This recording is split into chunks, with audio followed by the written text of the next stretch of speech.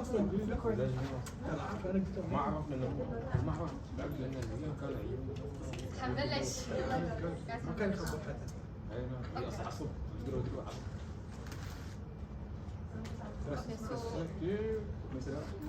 شباب حنبلش بس هلا.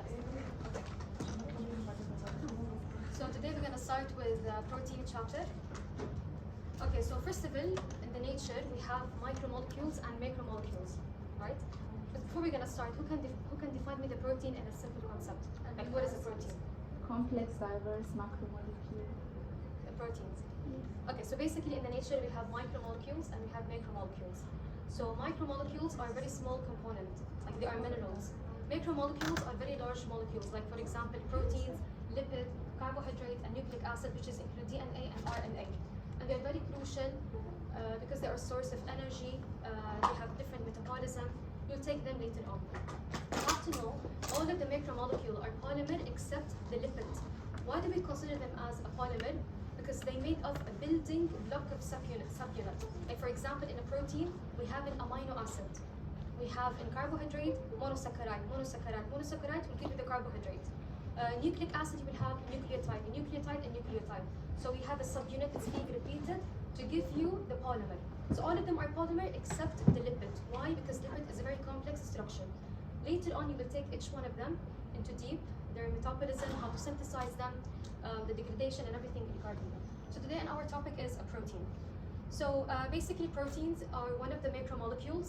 They compose a building block of subunit, and these subunits are an amino acid. So proteins are involved in all reactions except two reactions, ATP production and storage of amino acid. Okay? Proteins are a third source of energy after carbs and lipid. The first source of energy are carbohydrate. If you don't have carbohydrate, the second source will be lipid. Like for example, if you do some exercise, you're losing some weight because you're burning some fat. If there is no fat, you're going to use the proteins. Okay? So the third source of energy. But it's very rare. That's why not if it's one of its involved reaction, not be including ATP production. But keep that in mind. Okay, so proteins should have a surface structure that's connected to their function. You have to know in the proteins that you will find them in external surface. Since they are polar, that's why they're hydrophilic, so they can interact with water. However, the proteins that they are hiding from water, they're hydrophobic. They always keep away from water. Okay? Do you have any question regarding this slide? Okay. The main difference between proteins and peptides, the following point. There's 2 points. The first of all is the number of amino acid. If I say proteins, you need to have at least more than 50 amino acid. If I'm talking about peptide, you need to have 50 or less than amino acid. And 50 and less, you will have a peptide. More than 50 proteins. The second point, according to the molecular weight, if you have more than 5,000 the molecular weight, it will be a protein. Less than 5,000, it will be a peptide. Okay, you can see for example here we have a monomer. When they go through polymerization, it will give you a polymer. Here we have an amino acid, then we have a peptide. More complex, we will have a proteins. Okay, you should be aware of them. And you will have a question regarding the peptide and proteins. What do you mean by molecular weight? يعني المولكيولر weight مثل الوزن تبعه. Yeah. Okay, so more than 5,000, less than 5,000. Okay, now proteins can be distinguished for what are the main features of proteins. How can I differentiate between one protein and another? By 3 points. First of all, number of amino acid. If I have 70 amino acid, 50 amino acid. Secondly, we have composition of an amino acid, the classification. Is it non-polar? Is it polar? Is it acidic? Is it basic? And third, we have the sequence of an amino acid, the arrangement. So all of these 3 features will give the protein its unique function. Okay? Hello. Basically, we have 2 different types of an amino acid in the nature. We have standard amino acid and non-standard amino acid. If I say standard amino acid, يعني هنا العبارة عن البيسك of amino acid. هنا العبارة مثل عن البارات يعني الأساس. Okay? هدول 20 standard amino acid نفسهم non-polar, polar والcharged amino acid. When these standard amino acids, when they go through a process, we're gonna call it as post-translational modification. When they modified, they will turn into non-standard amino acid. And as we know that we have a certain process how to synthesize a protein, starting with transcription. Then we have post-transcription modification. Then we have a translation, the process of synthesize a protein in the cytoplasm. Then we have post-translational modification. It will be taking place in the endoplasmic reticulum. So during this process, which is a post-translational modification, you will have the 20 standard of amino acid. They will go through a certain modification, a certain change, and turn to non-standard amino acid. They will give you a functional protein. They will be very unique for location, for structure, very specific. Okay? Any question? Okay. About non-standard amino acid, we can't count them. There are many, more than 100, more than 200, but standard amino acid are just 20. ستاندرد سيبها زي essential. Sorry? ستاندرد واسنشال نفس الشيء ولا غير؟ Insertion? essential. Yeah, it's the same. Yeah, the basic, standard, yes. The essential, the one that will give you the protein. It's يعني مثلا when you have glycine, tyrosine, هدول هن 20 standard. Okay? Okay. هلا later on احنا حنحكي كيف انه الستاندرد it will turn into non-standard عن طريق الفولدنج وهالشغلات. Okay. Aren't the non-standard made up of more than one amino acid? Yeah, more than amino acid and those. Okay, have the slide. So what will happen here? We have three different type of a process. Okay, what will happen post translation and modification? You could have hydroxylation reaction. You could have a carboxylation reaction or phosphorylation. And for example, starting with the glutamate, I have here a glutamate. Certain amino acid you will find in the sequence, right?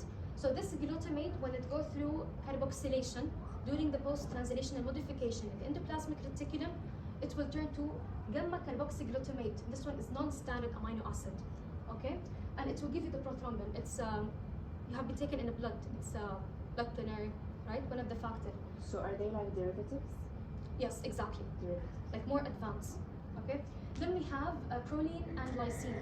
Proline and lysine, once they go through hydroxylation reaction, they will get involved to form a collagen fiber. And now we talk about the collagen fiber and the fibrous proteins, okay? And then we have serine, threonine, tyrosine, neutral polar hydrophilic amino acid. So when they will be phosphorylated, they will also give you like different type of proteins. But you have to know the type of reaction. For example, in the quiz, they will ask you like, okay, tyrosine, serine, what type of reaction? You have to know its phosphorylation. If you ask about collagen fiber, things about hydroxylation, glutamate carboxylation. The type of reaction is very important, okay? Hello, for the structure, just be aware of them, but يعني not necessary, but we just have to get aware of the structure. Okay. Okay, now I'll talk about 2 points, 2 exception points you need to be aware of. And the first exception point, you have to know, in 19 standard amino acid, they have a similar structure except the proline. Because this 19 standard of an amino acid, you will have a center carbon. They're surrounding by 4 groups. What are they? We have a primary amino group, we will have a carboxylated group, we will have an H atom, and we will have a side chain. So 19 standard amino acid, they will have similar structure. You can say same. Same يعني mean حتى side chain will be the same. Similar. It's different than يعني similar يعني يعني نوعا ما.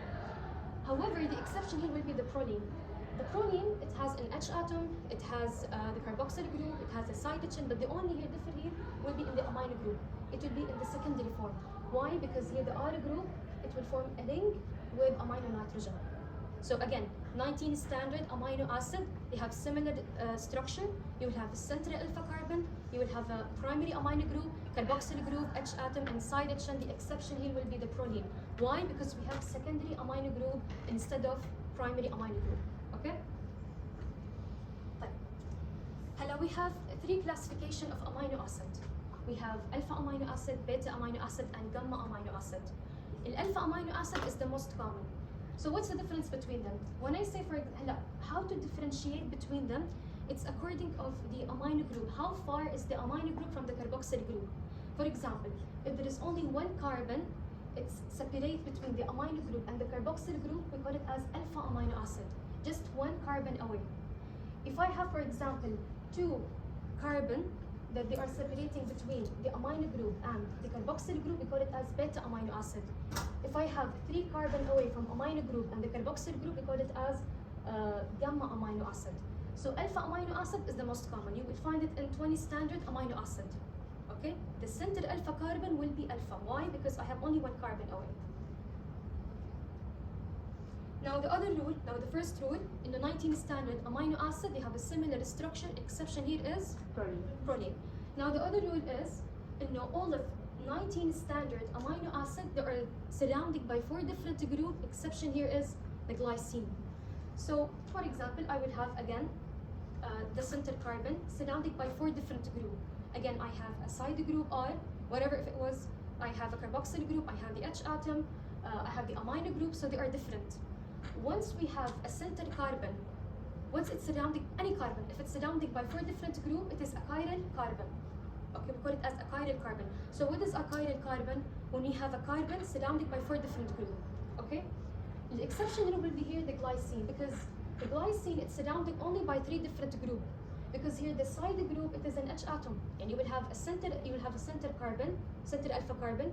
You have an amino group, you have a carboxyl group, you have an H atom. But here the side group is what? It's an hydrogen. So you have only 3 different groups. So it's not a chiral, it's non-chiral. Okay? Okay, so you will be asked to count how many chiral carbon are there. This is very important. Once you see there is like 2 sides that are identical, they are the same, it's not a chiral carbon. They should be different. Okay? For 2 rule again, who can repeat it for me? 2 rule for the exception. Yeah. They all have similar structure except for chlorine. Yes. Yes.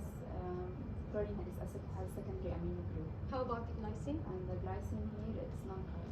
Exactly. So all of them are chiral carbon, exception here the glycine. Okay.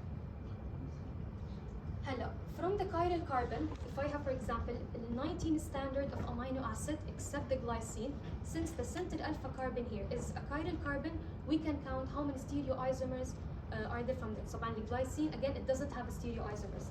So what is meant by stereoisomer? Just a quick recap from Chem 1, fortunately.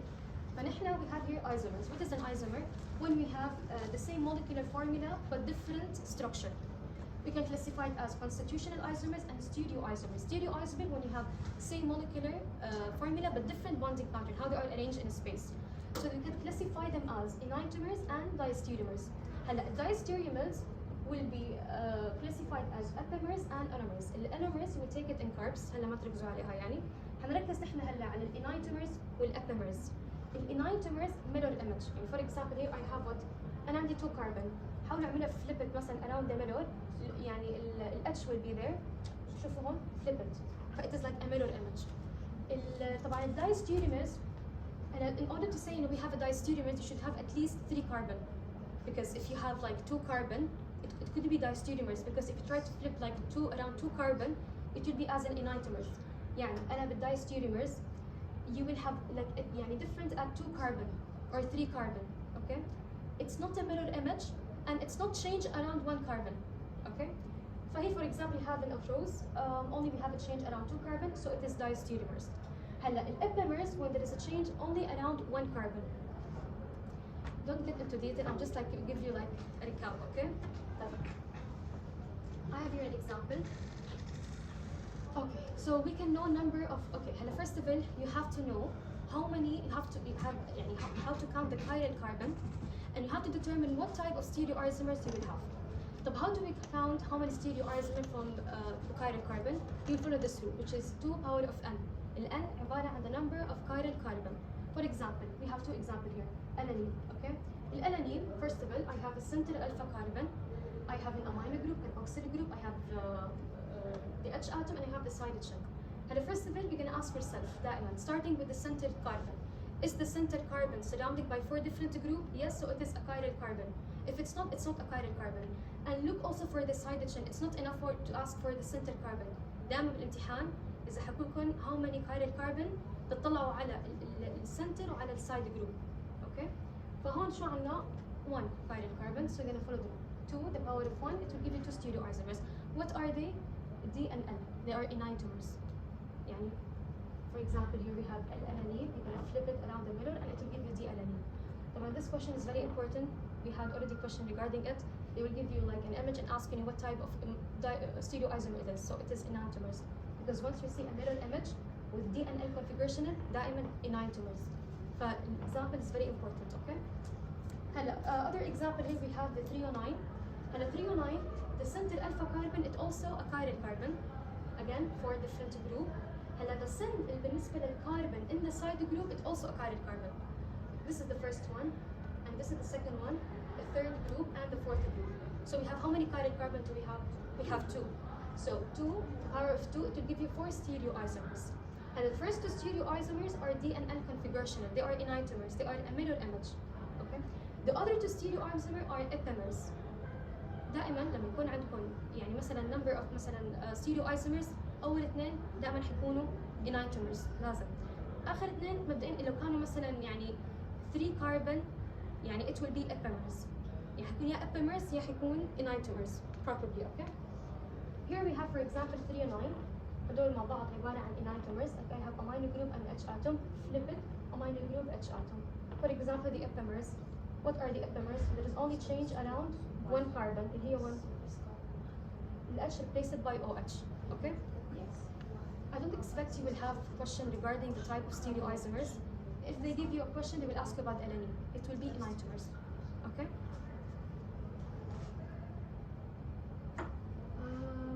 Okay, this is a question. So try to solve it. By the way, we had this question our midterm, and it was a tricky question. Focus, try to. Okay. So how many stereoisomers?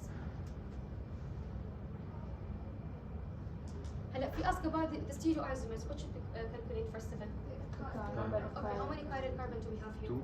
I think 2, yeah. 2. Okay. Are you sure we have 2? 3?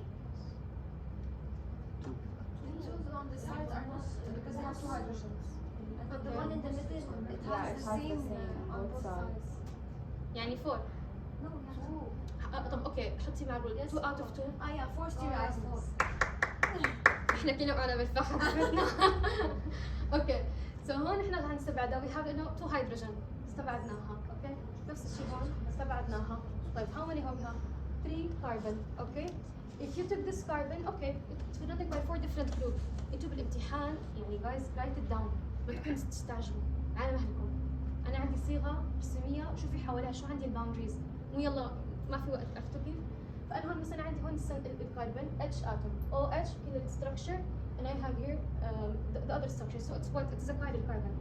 This one it's not a chiral carbon because هدول نفس هدول they are identical. It's not a chiral carbon. You're gonna eradicate this one, this structure and this structure as well. So how many chiral carbon do we have? We have 2. 2 power of 2 give you 4. برافو عليكم. كلكم فهمتوا؟ أكيد؟ Okay. But in this case, جد يعني you have to know guys إنه again in the 19 standard of amino acid they have a chiral carbon except glycine because it's surrounded by 3 different groups instead of 4 different groups. You have to know how to calculate how many chiral carbon do we have and you have to know how many stereoisomers do we have and you have to know in what type of stereoisomers. 3 things you have to know it. Probably they will ask you about the chiral carbon. Probably. Okay. Hello, we can also classify the amino acid according to their ability of the side group to interact with water because all of them, يعني almost all of them except the proline, we have amino group. Even for the proline, it's secondary, but it's an amino in general. We have an amino, we have an H, we have a carboxyl group. So what is here that will give the amino acid its unique function? It is the side group, not the backbone, the side group, the R. So we can classify them into 3 different groups. I'm gonna start with the first one. Okay. We have طبعا non-polar hydrophobic amino acid, neutral polar hydrophilic amino acid, acidic amino acid, and basic amino acid. Let me start with non-polar hydrophobic amino acid. And first of all, you have to be aware of the name. يعني حتى لو ما عليكم check, you have to know إنه مثلا isoleucine, it's non-polar. Even if there is not tick, it's non-polar. And ticked, you have to memorize the structure very well. Have you memorized the structure, the one with tick? مثل اسمكم حفظوه كثير مهم. Okay. So non-polar there are 9. Their side chain are hydrocarbon. The hydrocarbon are they can't interact with water because they cannot form a hydrogen bond as we have taken Chem 1 as well. They're water insoluble. They can only form hydrophobic interaction between them.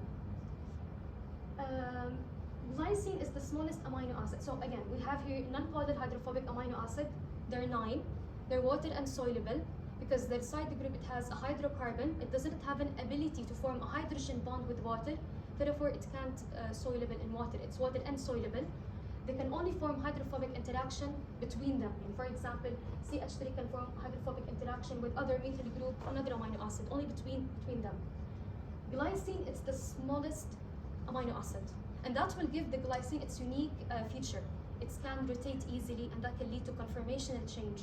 Now we'll talk in a moment into how the glycine will be considered as a disturber for the alpha helix, which is not good. It can rotate easily. Okay, but you have to know it's the smallest amino acid. There are just 3 three aromatic amino acid in whole 20 standard. What are they? There are three.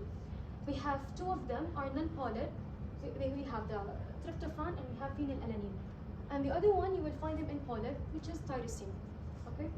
Okay, there are just two amino acid also out of 20 standard. They have the sulfur.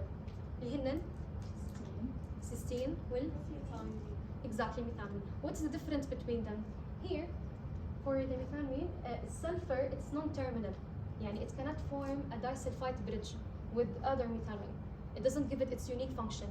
Unlike the cysteine, which is a neutral polar hydrophilic amino acid, since the sulfur group you will find it terminal, so it can easily form disulfide bridge with other cysteine. Okay? Okay, that's all. You have any question? Will net charge here at the pH 7 is 0. I will talk about it in a moment regarding the charge. Yeah. When you say they can only make interactions with each other, do you mean alanine can only make interactions with alanine? No, Or can between it do them, with like valine? alanine can interact, for example, with tryptophan, with phenylalanine, because all of them are hydrocarbon. In hydrocarbon, we have two different types. I remember we said they're like cyclic like a benzene, and we have other types, so they can easily form hydrophobic interactions. Okay? And at the pH 7, their total charge is 0. And now I'll talk about it. Hello.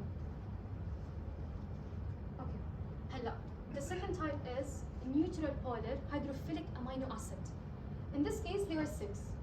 They do have a polar functional group. Since we have a hydroxyl group, we have an amino group, it will give them its unique function to form hydrogen bond with water. And since they can form a hydrogen bond with water, so they will become water soluble. Okay? Form hydrogen bond with water. Now you also need to have, you need to know in asparagine والglutamine are derivative of glutamate and aspartate. اللي هي عبارة عن acidic amino acid. Okay. Know which amino acid? Okay, you will be asked this question as well. And for example, serine, what sort of polar functioning group does it have? It is hydroxyl group. You have to know which one of them has a hydroxyl group or amino group. Very important. And here the net charge and the total charge at the pH 7 is 0 as well. Okay. Now for the acidic amino acid, there are only two. There are only two, aspartate and glutamate. So they have a carboxyl group at the side group. They can also form electrostatic bond between them. And by the way, the acidic and the basic amino acid, both of them are water soluble. Why? They can form hydrogen bond with water as well, and also they can form electrostatic bond between them. Because what is electrostatic bond? When you form a bond between two opposite charge, like negative with positive. So they can form مثلا I have here aspartate, can it interact with lysine or arginine. They can form electrostatic bond. Okay? And they have an extra pK, which is a PKR. هلا سلايد ثاني حاحكي عن البي اتش وحاشرح التفصيل. اوكي هلا look about the features very important. هلا هون the net charge at the pH 7 is -1. Okay. Now the basic amino acid, let's say there are 3. They have an amino group in their side group. That's why they do have a PKR. They can form electrostatic bond with an opposite charge. They can form hydrogen bond with water. They have an extra value. هلا at the pH 7. 3 things here. We have lysine, we have arginine, and we have histidine. You need to know arginine, or let me start with the lysine. Yeah. The lysine at the pH 7 will be as a form of conjugate acid. Yani it will be like kind of accepted for the proton. So it will be as an NH3+. But at the pH 7 for the arginine, it will be like a permanent protonated. What does it mean here? It's mean if you want to let the arginine to lose in hydrogen, you need to have a very high value of pH, because when you have a high pH, you will have low hydrogen concentration and the amino acid will be deprotonated.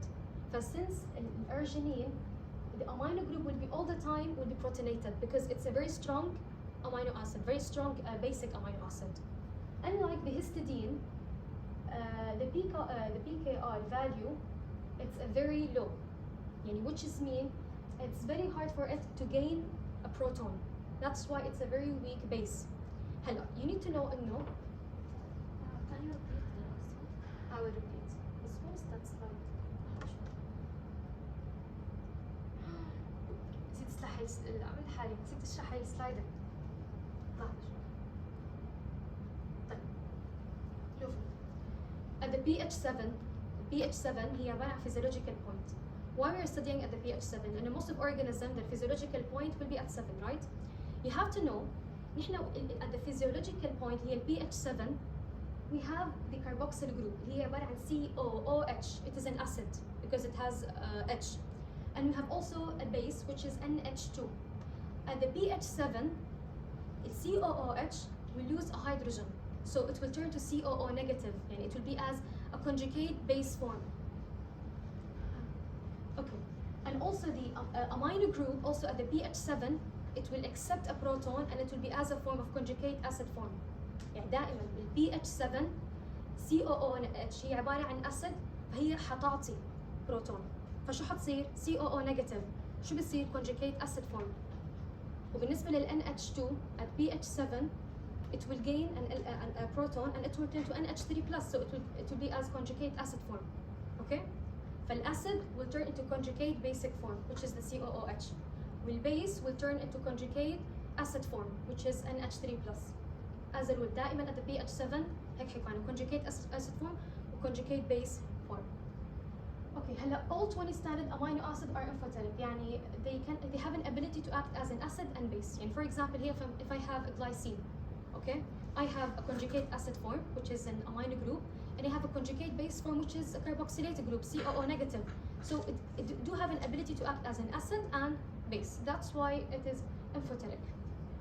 The other group is what give the amino acid its unique properties. Okay, when the net charge of a molecule is zero, we're gonna put it as deuterium.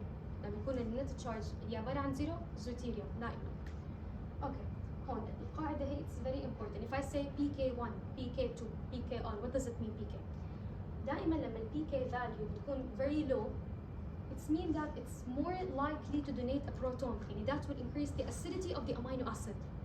It's like يعني نفس ال pH هيك بتقولي كيف ال pH لما بيقل بتزيد ال acidity. The same thing here. فلما ال PK value will be very low, like 2 and 3, which is mean this amino acid it has high ability to give a proton, but it will make it more acid. لأن الأسيد بيعطي كتير بروتون، غني بالبروتون. However, كل ما زادت قيمة ال PK, it's less likely to donate a proton. Instead, it will accept a proton, but it will make it more basic.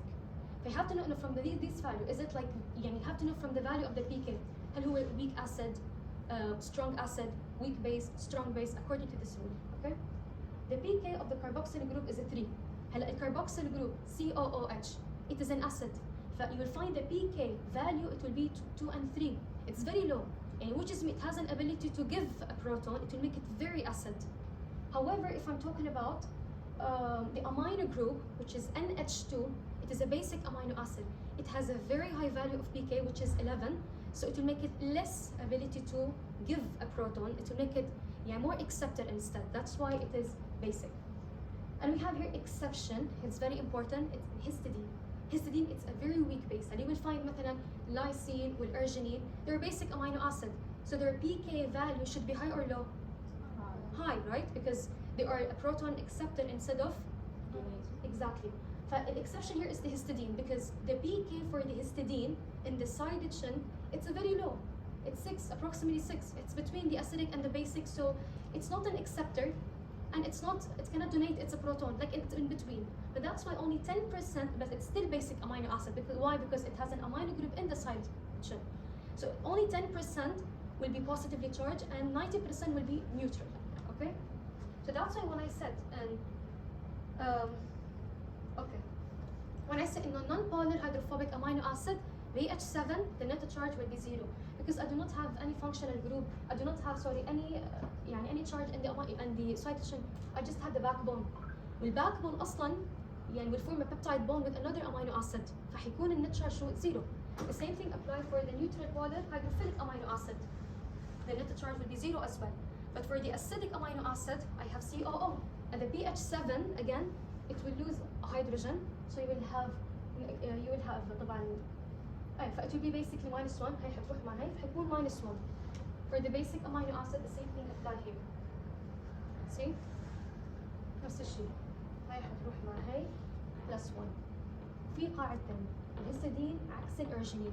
الارجينين it's a very strong base. It's a very strong base and it will be easily protonated.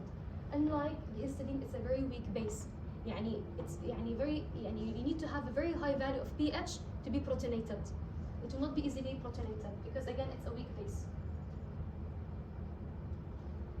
So the last time, again, non-polar hydrophobic amino acid, they can form what type of interaction? Hydrophobic interaction. What's the net charge at the pH 7? Okay. Neutral polar hydrophilic amino acid, what type of interaction they can form? Hydrogen. Are they water soluble or water insoluble? Soluble. Okay, what is the net charge at the pH 7? 0. For the acidic amino acid, Net charge -1 exactly. For the basic amino acid, plus exactly. Okay. So all of them became soluble in water, all of them except the non-polar hydrophobic. Why is the polar called polar if the net charge is zero? Shouldn't be يعني لا لما تحكي polar انا عم بحكي عن الفانكشنال جروب. يعني مثلا انا شو يعني polar؟ polar يعني I have polar functional group. It has ability to form hydrogen bond with water. يعني ما له علاقه بالبي اتش، البي اتش دائما ممكن تتغير. يعني ممكن تكون مثلا بالبي اتش 3 مثلا ممكن تكون -1 او ممكن تكون +1 +2. when you increase the pH مثلا ممكن تكون -2 or -1. فالبي اتش فاليو ما له علاقه، دائما بتتغير. لما بحكي انا polar يعني I have functional group it has ability to form hydrogen bond with water to become water soluble. فpolar يعني water soluble. فهذا الشيء it's apply for neutral polar and also for the discharge amino acid هو acidic and basic. Does it apply in non-polar؟ لا، لانه انا عندي hydrocarbon it's not a polar, it's not a functional group. Okay? Okay, هلا regarding this table you have to memorize the abbreviation. This Dr. Wasim told to memorize this one, this column. Okay, only this one. It's very important to know the abbreviation. لأنه بالسؤال ما حيقول لكم اسم الأمينو أسيد، حيجيبوا بس إنه abbreviation. So you have to know that. هلا all of them هلا in the non-polar hydrophobic amino acid and the neutral polar hydrophilic amino acid you will have only pKa1 and pKa2 value. But in the acidic and the basic amino acid, in addition by having pKa1 and pKa2, you will have a pKr. It's for the carboxyl group and the amino group in the side chain. Here there is an exception. I wrote it here down. The exception here will be cysteine and tyrosine. Even though they are neutral polar hydrophilic amino acid, even though they do not have a polar, they do not have any like charge group in the side chain, but yes, they have a pKr value. Now I'll show you.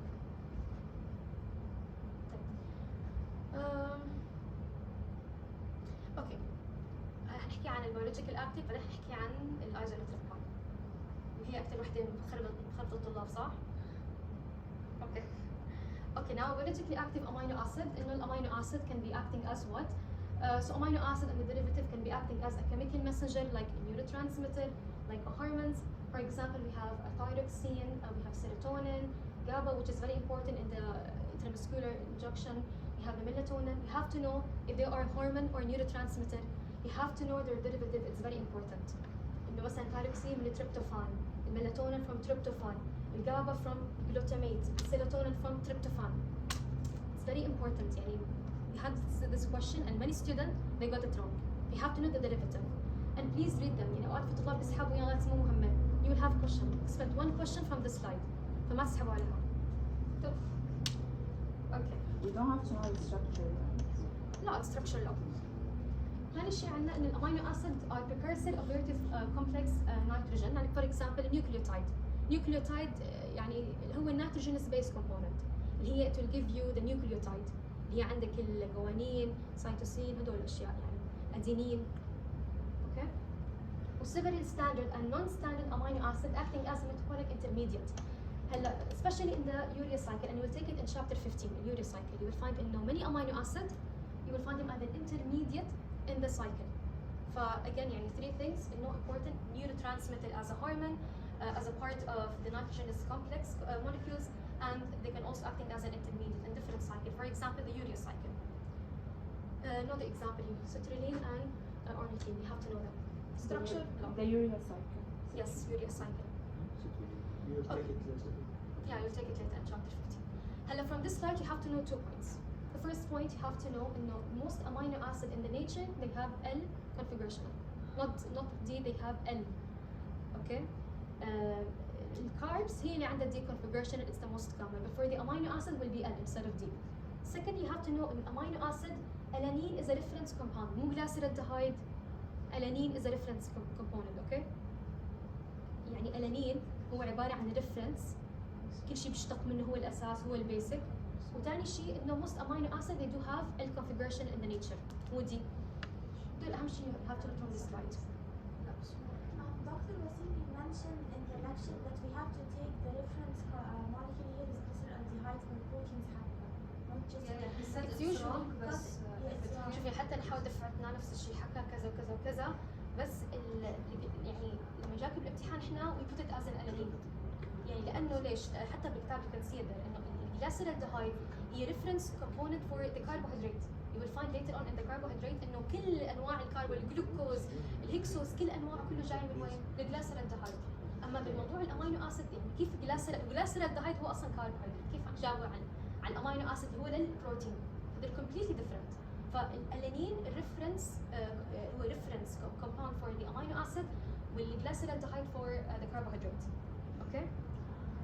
اللي هو بحرف الجليسرالدهايد it is an alanine. هو قال alanine is correct بس في البوك it's mentioned glyceraldehyde so you have to follow the book. Actually, he can't, if you put alanine, he can't put you in the exam wrong. Many of us did that.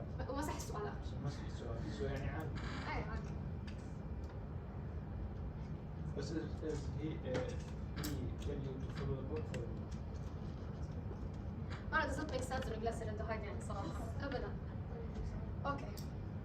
Now, the final thing we're talking about now isoelectric. نحن we have been taking now so far إنه at physiological point at the pH 7, what is the net charge for an amino acid? Like the non-polar hydrophobic, it is 0. For neutral polar, it's 0 as well. For the acidic, -1. For the basic will be +1. طب what is an isoelectric point? Isoelectric point أو بنسميها ال PI هي عبارة عن the pH when the net charge of the total amino acid will be 0. So that's why the amino acid will be at what? Zwitterion. So why is it important to calculate the isoelectric point? Why do we need to know it? The biochemists need to know how to calculate the isoelectric point because they need to know how to separate or purify the protein from water. Yani for example, if I have acidic amino acid or basic amino acid, they can form electrostatic bond between them with opposite charge, right? So they will become water soluble. But if you have talking about مثلا الايزوالكتريك بوينت لما النت تشارج او الشحنه الاجماليه بتكون صفر ما حيكون عندنا -1 so ما حيكون عندهم ability to form electrostatic bond. That's why they will precipitate in water. So once they precipitate in water they can separate it from water. They can separate the protein from water. But this is the important why we need to know the isoelectric point. Okay? Okay. Now once I say PK1 and احنا we already take انه لما PK2 will be very low معناته the ability to donate a proton will increase that increasing the acidity. ولما PK value will increase which is mean انه the ability to donate a proton will be very low. And instead it will accept a proton ف it will be more basic. هلا when I say PK1 هون عم بحكي عن الفاليو for the carboxyl group دائما. PK1 عم بحكي عن carboxyl group. PK2 عم بحكي عن الامينو group. ال PKR for the side chain. So what is the rules? How can I calculate isoelectric point for any amino acid?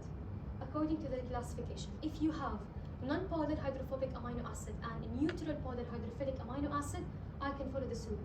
PK1 plus PK2 divided by 2. However, if I have an acidic amino acid, I can say PK1 plus PKR divided by 2. If I have basic amino acid, it will be PK2 plus PKR divided by 2. And now I will explain why this is the slide out.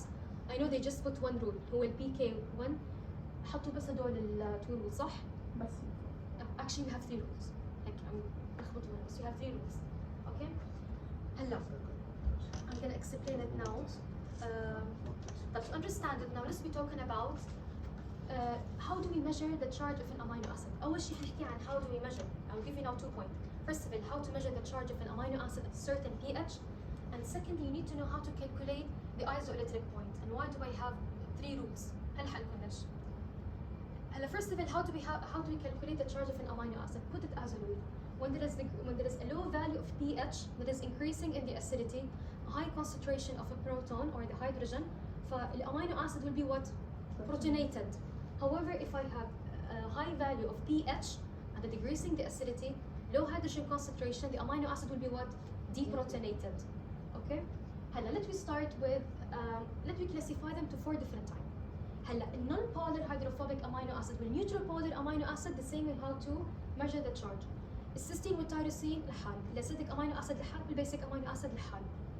اللي هي موضوع sequence of a charge. Let me start with non-polar hydrophobic والneutral polar hydrophilic amino acid except the cysteine and tyrosine لأن عندهم exception في عنا PKR الآن. So first of all, let me start. طب how do we know إنه what is the sequence؟ يعني أنا مثلا عندي هي الشحنة. مين أول شيء يعني first how can I lose hydrogen? Is it from carboxyl group? Is it from amino group? How can I know؟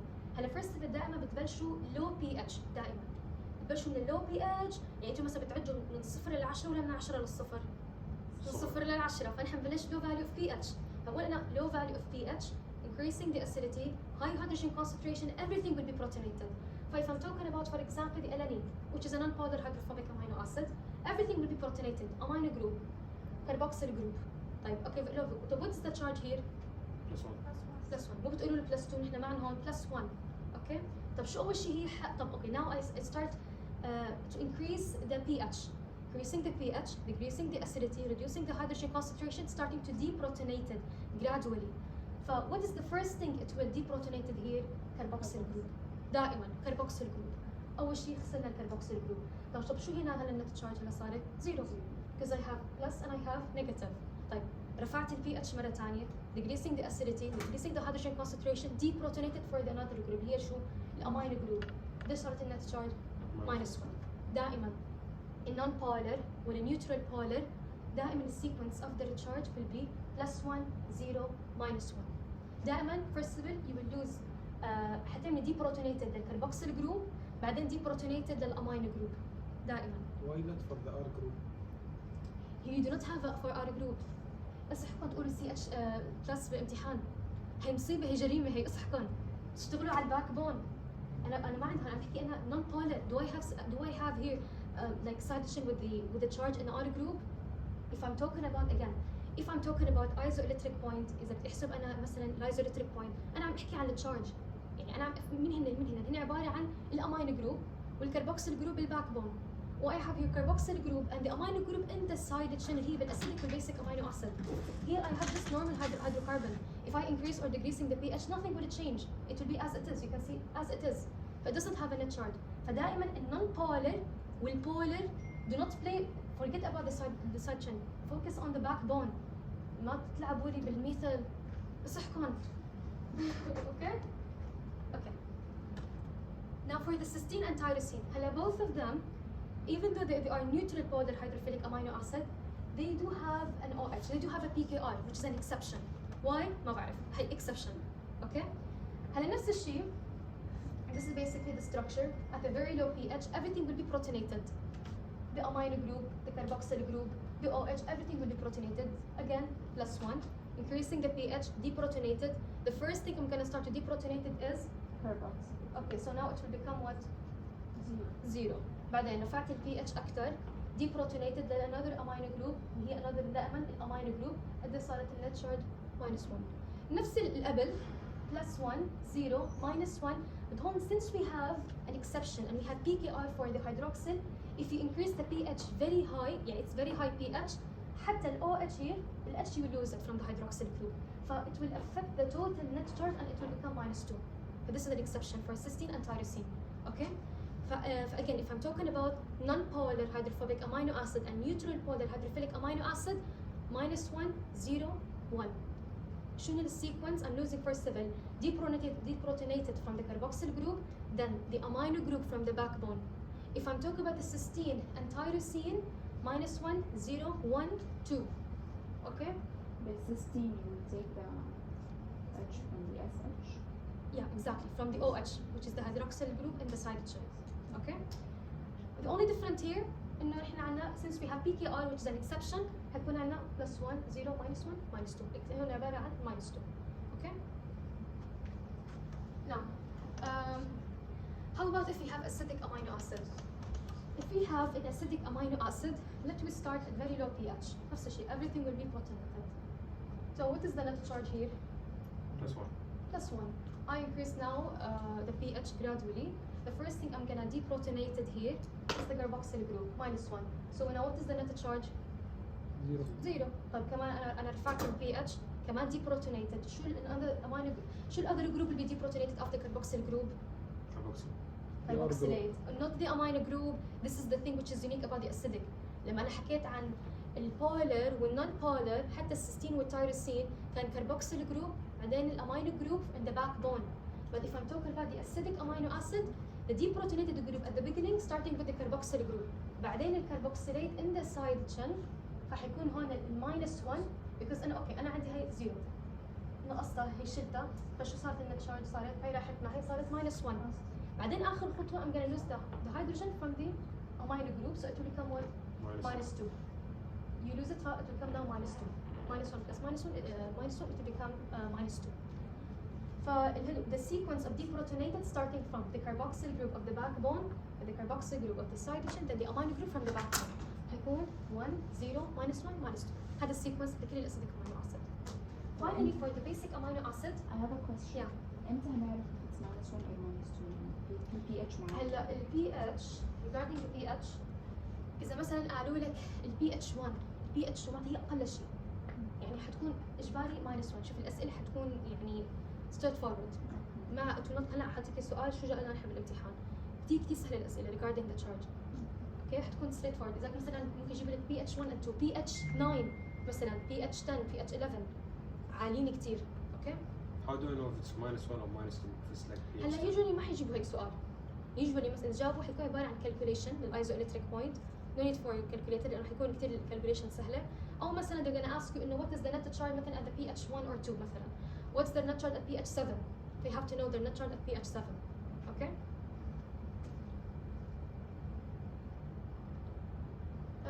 okay for the basic amino acid نفس الشيء.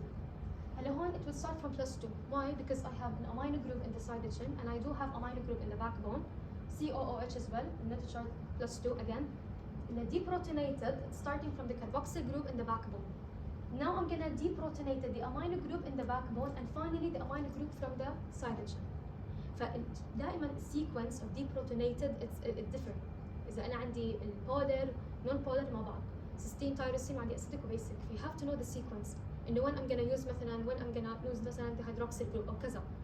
أول شيء دائما carboxyl هذا أول شيء. Okay? These are basically the sequence. Everything clear so far? Okay, now I'll give you one question. Oh, okay, this question is easy. I forgot we had this question in our quiz.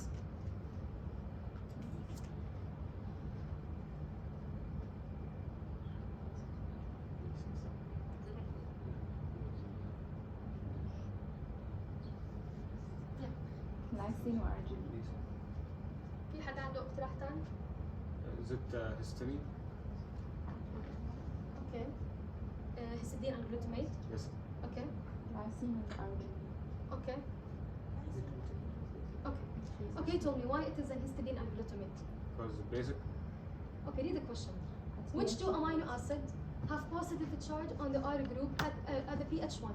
طب شو يعني أنا أول شيء نحكي pH 1 is it very low pH? Yes. طب is it high acidity or low acidity? Low acidity. High acidity. High acidity. Okay, طب what will happen? Deprotonated or protonated? Protonated. Protonated معناتها حيكون positive صح؟ Yes. طيب الهستidine yes it will be protonated. هلا even though إنه pH 1 يعني it will be highly acid ف it will be protonated الهستidine. طب الجلوتاميت هذا عبارة شو تصنيفه؟ Acidic, right? It will not be plus 1, it will be minus 1 instead. So Wasn't all of them plus 1 in the beginning? glutamate it's an acidic oil. No, because if you're talking about here, Explain again about acid and base at low pH. basically, wait a minute, if I'm talking about low pH, will have high acidity, high hydrogen concentration, it will be protonated. Okay, pH 1 for the glutamate, COH, and you have an amino group. Guys, it will be plus 1. It will be. It will be plus 1. Just relate to the question. It's plus 1. See? They're all It's plus 1. It will- حتى glycine and arginine they will be positive. Yeah, you're right, والله. Both of them are correct. Isn't all of them correct? Because they're all plus. Yes, all of them will be plus. لأنه low pH. والله I will شوف والله you're right لأنه pH very low, high acidity, high hydrogen concentration, protonated. If you're starting, yeah, you're correct. Yeah. معناتها كان غلط في السؤال مو سؤالنا نحن. I think at pH 7 هيكون No, بس it's pH 1, but for the it was written in the sheet in the lysine and arginine, but I'm not sure about the last choices. لأنه they're basic. هلا yes that's true إنه هلا شوفي لو جاك هيك سؤال إنه think about إنه basic amino it should be I guess it should be pH 7. فهيكون بس I guess it should be arginine. I guess I got mistake it should be pH 7. No, And I think pH 1 all I of saw them. this question and it was pH 1. هلا if it was pH 1 all of them will be protonated so the natural will be +1. Yes, it's Or not plus in the 2, it's previous history. I don't know what it was. The answer was nice. بس you saw the question in the sheet بس هدول choices we didn't have those choices أنا ممكن قصدهم أنا plus حطيتهم positive charge إنه +2. هلا plus 2 they will match شوفي إذا كان مثلا ال pH 1 مع يعني حيكون pH 7 حيكون in this case basic amino acid أو ممكن يحددوا إنه plus 2 حيكون basic amino acid but إنه this question is wrong يعني إذا pH 7 أوكي حيكون الجواب إنه lysine والأرجينين but forget about this question أنا I will edit it بعدين أنا حبعته عليكم هجيبكم سؤال أصعب أوكي طب any question regarding Can you go back to the neurotransmitter slide and say what we need to know exactly? Yeah, because I forgot.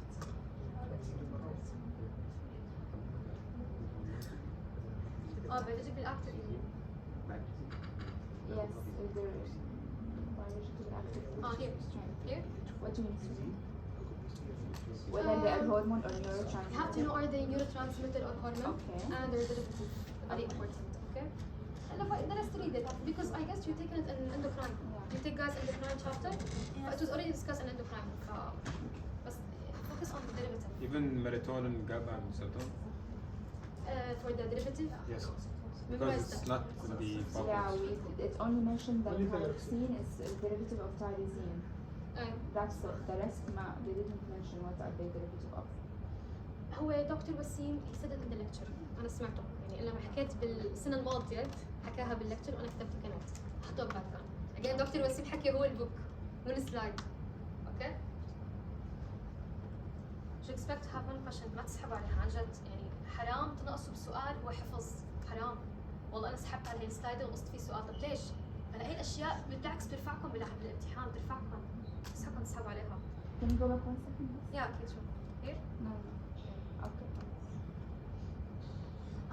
Regarding the calculation for the PI, as Dr. Wasili said, for example, when you use to calculate the PI, you just add the PK1 plus PK2, even like in all types and in basic acid.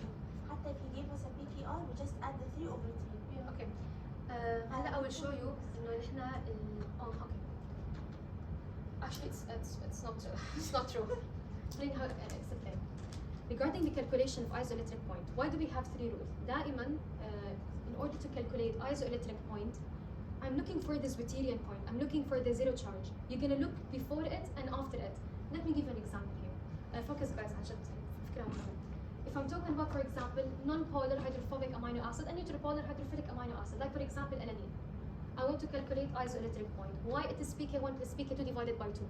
Because now you learn how to calculate the charge, right? Okay. You're gonna look for this Zwitterian. Okay, it's Zwitterian. Here the charge is 0. You're gonna look before it and after it. Before it, it was what? It was +1. What's the group that was deprotonated? Let's make the alanine 0. You're gonna ask your question. You're gonna ask yourself this question. إنه شو الجروب لما صار له deprotonated خلت الشارت تتحول من +1 ل0. Which one here? كربوكسيل. وشو قيمة الكربوكسيل؟ PK1. صح؟ طيب ثاني وحدة. Now after it. what is the value? Or what is the group اللي لما صار له deprotonated حولتها من 0 لل -1. amino group so it's PK2 هو مثل المتوسط ف PK1 plus PK2 divided by 2 حيكون 6 for example. If I'm talking about the acidic amino acid, okay, and I read the sequence and everything regarding them, نفس الشيء. And I have here this Zwitterian. I have the net chart at 0. You're gonna look before it and after it. For example, for example, the carboxyl group when it becomes deprotonated خلت النت شارج شو زيرو معناتها I'm gonna add PK1 plus طب أنا after it which group when it's deprotonated it's turned the net charge from 0 to -1 the carboxylate in the R group so PKR so PK1 plus PKR divided by 2 إذا أنت عم تقول لي مثلا PK2 مثلا مثلا PK1 plus PK2 طيب PK2 هي طلعت من -1 ل -1 شو بدي فيها؟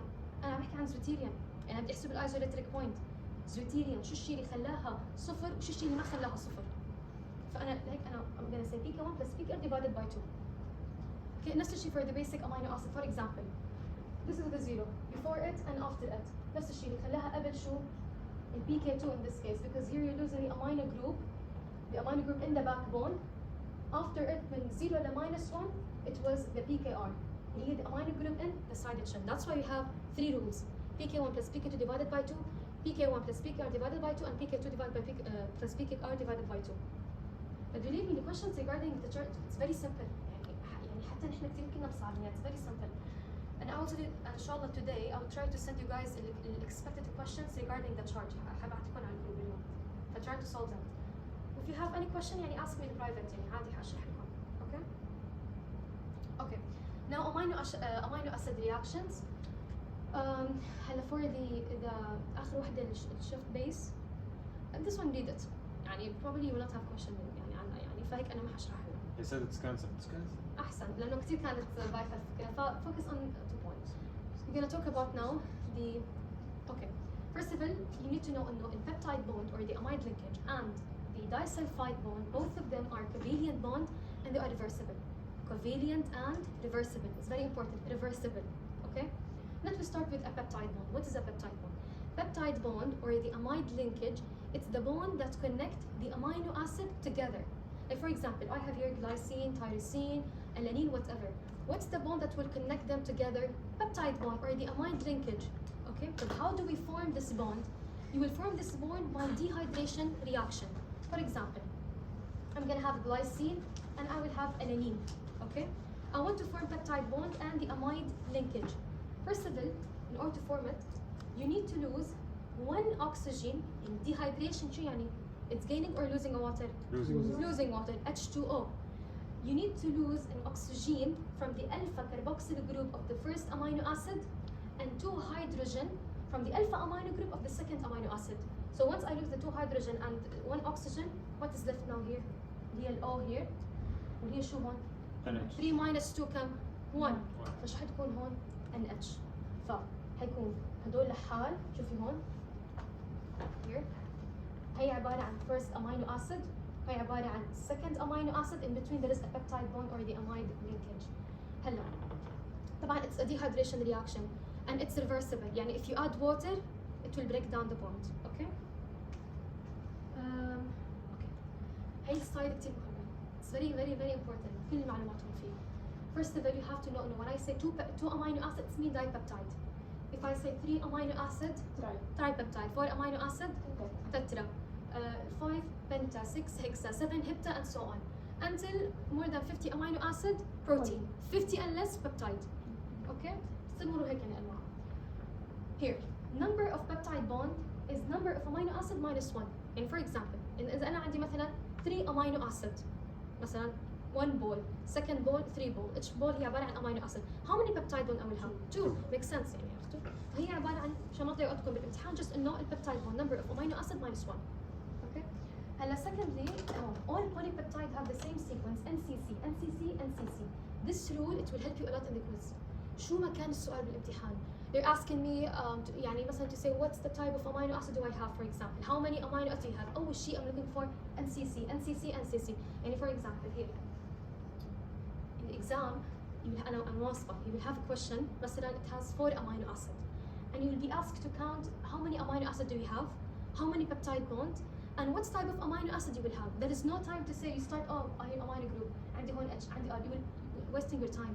دائما مش هيك تقولي مثلا هون starting with NCC first amino acid, NCC the second amino acid, in between peptide bond دغري 2 amino acid. Looking for the side chain I have مثلا methyl group and I have H atom. So it is glycine and alanine. فدائما looking for NCC, NCC, NCC sequence to make your life much easier. Okay? حتى هون موضوع الريدنج. How do we read the amino acid؟ يعني how can I read the amino acid? Here for example. How can I name the amino acid? First of all ما تبلشوا من اليسار مثلا left to the right or from right to left. لا. احكوا دائما انه انا to start reading the amino acid starting from N to C. Okay? يعني for example here مثلا once we add them together you're gonna look انه okay NCC NCC. This is the peptide bond or the amide linkage. I have 2 amino acids and I will have 1 peptide bond, 1 amide linkage. So what's the type of amino acid do I have? Okay, so this is the center alpha carbon. أول شيء بتحددوا NCC NCC. Okay, اعملوا boundaries للآن اعملوا circle بالامتحان. خلص I determined. Okay, now how many peptide bond or the amide linkage do I have? Then دائما look for the center alpha carbon. Ask yourself where's the center alpha carbon? ما تبلشوا من الباوندريز يعني ما تلخبطوا. قولوا where's the center alpha carbon? Where's the center alpha carbon? We have here the amino group, we have the methyl group, the H-abyl and the carboxyl group which is involved to form a peptide bond. So what is the side what's the side here? It's the methyl group, so it's an alanine. Now the other one, NCC, okay now the second one, NCC, okay? The center alpha carbon, H-atom carboxylate and the amino, so it is glycine. So it will be what? Glycine and alanine. شوفوا هالترتيب كيف اختلف. يعني NCC I have 2 hydrogen so it's what? Glycine. بعدين alanine. نحن in the exam we have a tricky question. شو كان السؤال؟ Many students they thought إنه the reading of amino acid it's from left to right which is wrong. ما تعتمدوا على direction left to right left غلط. نحن we had a tricky question in the exam كان عبارة إنه reading of amino acid they start from NCC from right to left. يعني كان سؤال CCN CCN CCN. فالستودنت إنه they start إنه كان عبارة عن CCN. هن قرأوا شو من اليمين لليسار من اليسار لليمين. يعني again هن هم NCC فإجا بالامتحان CCN هن they start from left to right. هن فاكرين ايه هن they thought the student إنه always the rule I can read the amino acid from left to right which is wrong. ما تعتمدوا على directions اعتمدوا على ال NCC sequence. فكان لازم تقرأوا من ال right to left. فfollow the sequence of NCC دائما. يعني دائما السؤال بالامتحان عن جد NCC to determine how many amino acid do I have. حتى لو مطلوب منك المطلوب منكم مشان السرعة بالامتحان. Okay NCC how many amino acid do I have? What type of amino acid do I have? How many peptide bond or amide linkage do I have? Okay يعني it will save your time a lot يعني. آخر إشي if I want to add an amino acid should add it in the C terminal. احنا عندنا بكل امينو اسيد we have N terminal and C terminal. ال N terminal هي alpha amino group وال C terminal alpha carboxyl group. If you want to add any amino acid you're gonna add it in the C terminal. اكيد ما حتحطوا على اول شيء. يعني بلشت من هون روح حط فوق وانا عندي هون. صح ولا لا؟ حتحطوا عند the C terminal. You will be asked to count the number of peptide bond. اكيد يعني حيجيك هيك سؤال اكيد. طيب okay هلا البروتين should be stable. Okay in order to stabilizing the protein we should prevent the protein to rotate because صار في عندنا rotation it will cause a conformational change and that will end stabilizing the protein. So in order to maintain the stability of the proteins and to preventing its rotation, the peptide bond or the amide linkage itself it's very strong and it's very rigid. It has 2 features. You have to know 2 features. The first feature, the peptide bond is shorter than a normal single bond. Because as we have been taking in Chem 1, and every time لما البوند بتكون shorter, that will increase the strength of the bond, right? Every time البوند in general بتكون أطول, بتكون أضعف, more weaker. فهون the peptide bond is very shorter comparing to other single bond. It will make it very rigid and very strong. Other thing is the partial movement of electron في resonance. It will make it highly stable like benzene. Benzene, it's a very high stable structure. But because we have a resonance, it will make it highly stable. For example, NCC, first amino acid, okay? NCC, second amino acid, 2 amino acid, 1 peptide bond, 1 amide linkage from the center. في عندنا here resonance for example. I have here for example the nitrogen from alpha amino group of second amino acid, okay? And since it's a nitrogen, it can form حوالين حيكون في عندنا 5 electrons. 1 with a hydrogen, with the another one فحيكون عندنا 1 و2 و3. صح ولا لا؟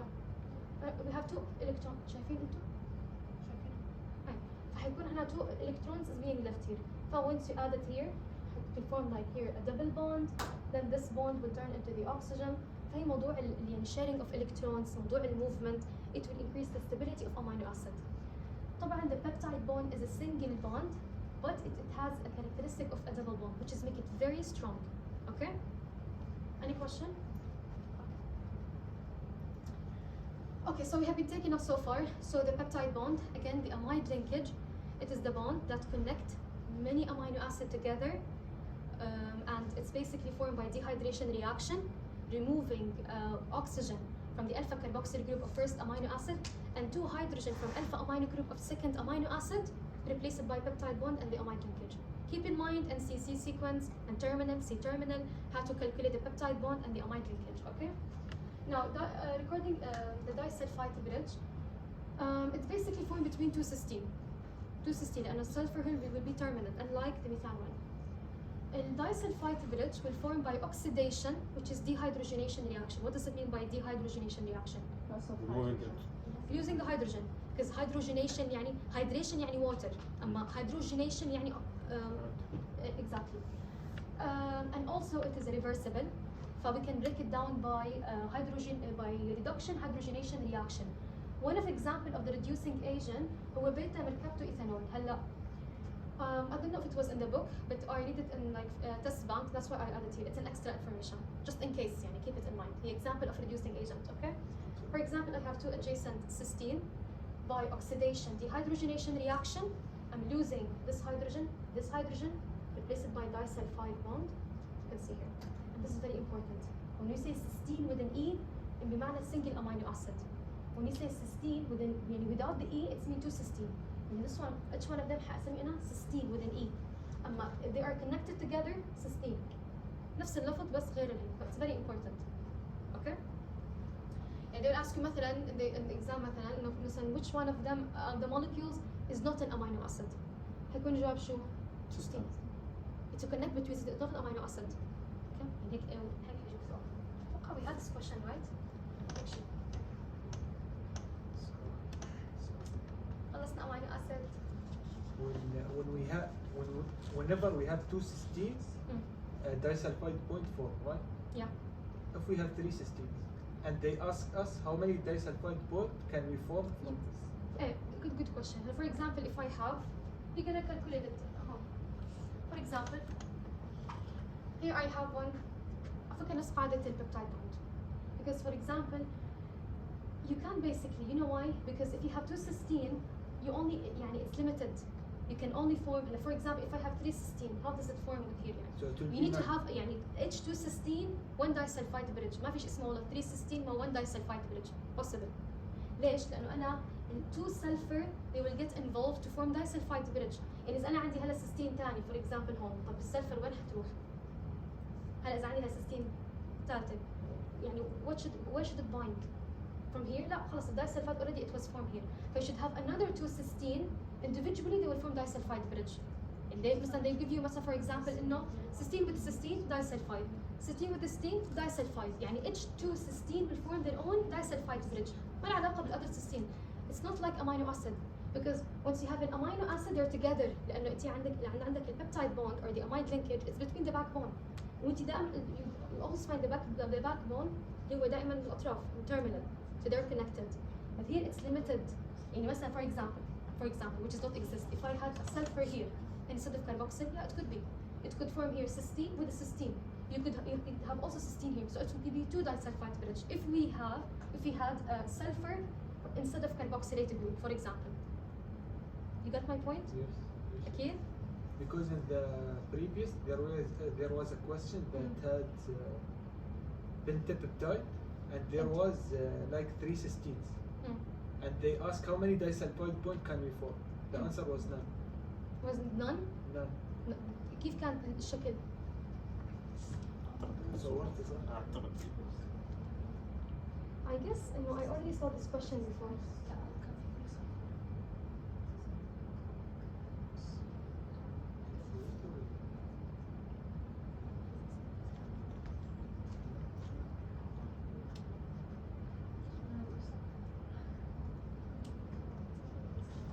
I have it.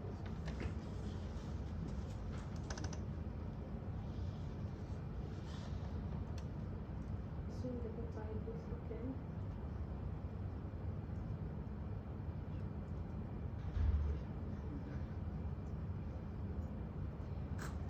because you have alpha helix. It was a disturber. So we can't لا form. لا لأنه keyword هنا عبارة عن alpha helix. Again لأنه أنت بالalpha helix you only have hydrogen. هلا بحكي عن alpha helix. ما عنا disulfide bridge بالalpha helix.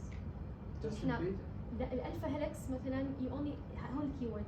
هلا you do have إذا كانت normally but إنه they already when they mention the alpha helix هون ال tricky question. There is a keyword alpha helix. أنا بالalpha helix I only have hydrogen bond. I do not have disulfide bridge شو اسمه. يعني هون مثلا assume that the peptide leucine, alanine, cysteine, aspartate, isoleucine, cysteine, lysine, cysteine, threonine tyrosine. Form an alpha helix. How many disulfide bridges will be formed to stabilizing the alpha helix? To stabilize. This is the keyword, stabilizing. So if we don't have alpha helix, how many can we form? 2 or 3? How many cysteine do you have here? 3. How come 3? Like شوف هلا مثلا in this case مثلا I have مثلا 1. يعني with another protein. ايه لانه انت عندك يعني H2 cysteine will only form one You mean disulfide the two bridge. cysteines from the same molecule? Or like You two need to separate have molecules? two cysteine to form one disulfide bridge. So one cysteine can't form 2 disulfide bridges. If two cysteine, one disulfide bridge. Yes. If I have one cysteine, for example, does it alone you mean form disulfide? Like I have, for example, protein A, protein B. This has cysteine, this has cysteine. They can form disulfide. Yeah, for sure. So if I have 3 cysteine and protein A and 3 cysteine and protein B, يعني between them, you'll have 3 disulfide so I have bridge. 3. But Yeah. in one protein, I can only have 1 because these 2 will have, but this one will Exactly. not. يعني if I have مثلا 3 cysteine, only 3 cysteine, 2 cysteine مع بعض disulfide bridge. Third cysteine طب ما عنده pairs، لازم يكون عندك pairs. Okay, but let me show the question here. Guys, this is a very important question على فكرة. Okay. ما سمعتوا السؤال صح؟ جاوبوا لحالكم معناها. غشاشين أكيد سمعتوا السؤال. سمعتيه صح؟ That's not an answer. أنا جالسة تضحكي. Okay. Assume okay. حتى can you please question? Okay. Assume the peptide you have a sequence of amino acid. Leucine, alanine, cysteine, aspartate, blah blah blah blah. You have 3 cysteine during the sequence of an amino acid. Form an alpha helix. How many disulfide bridge will be formed to stabilizing the alpha helix? None. ليش؟ ليه؟ Because إنه the only hydrogen secondary bonds, structure only the hydrogen bonds stabilize the alpha helix. Exactly. لأنه إحنا عنا stabilizing هي الkeyword. Only the hydrogen bond can stabilizing the alpha helix. Disulfide bridge will not stabilizing the alpha helix. But if they didn't mention the word stabilize, it can form. It can form. Thank you. Guys دائما بالامتحان when you have question قرأوه أول مرة، قرأوه ثاني مرة، لا تجاوبوا من أول مرة. يعني okay read it from the first time, read it second time. شو بدهم مني؟ stabilizing. تذكروا okay stabilizing the alpha helix. What's stabilizing the alpha helix? Hydrogen. طب here they're asking about the disulfide bridge. It doesn't stabilizing the alpha helix, so it's none. دائما احكموا على نفسكم بالامتحان. Read the question twice, look for the answer. كثير concentrate. البايوكم يعني غير الكم one إنه it's need to concentrate.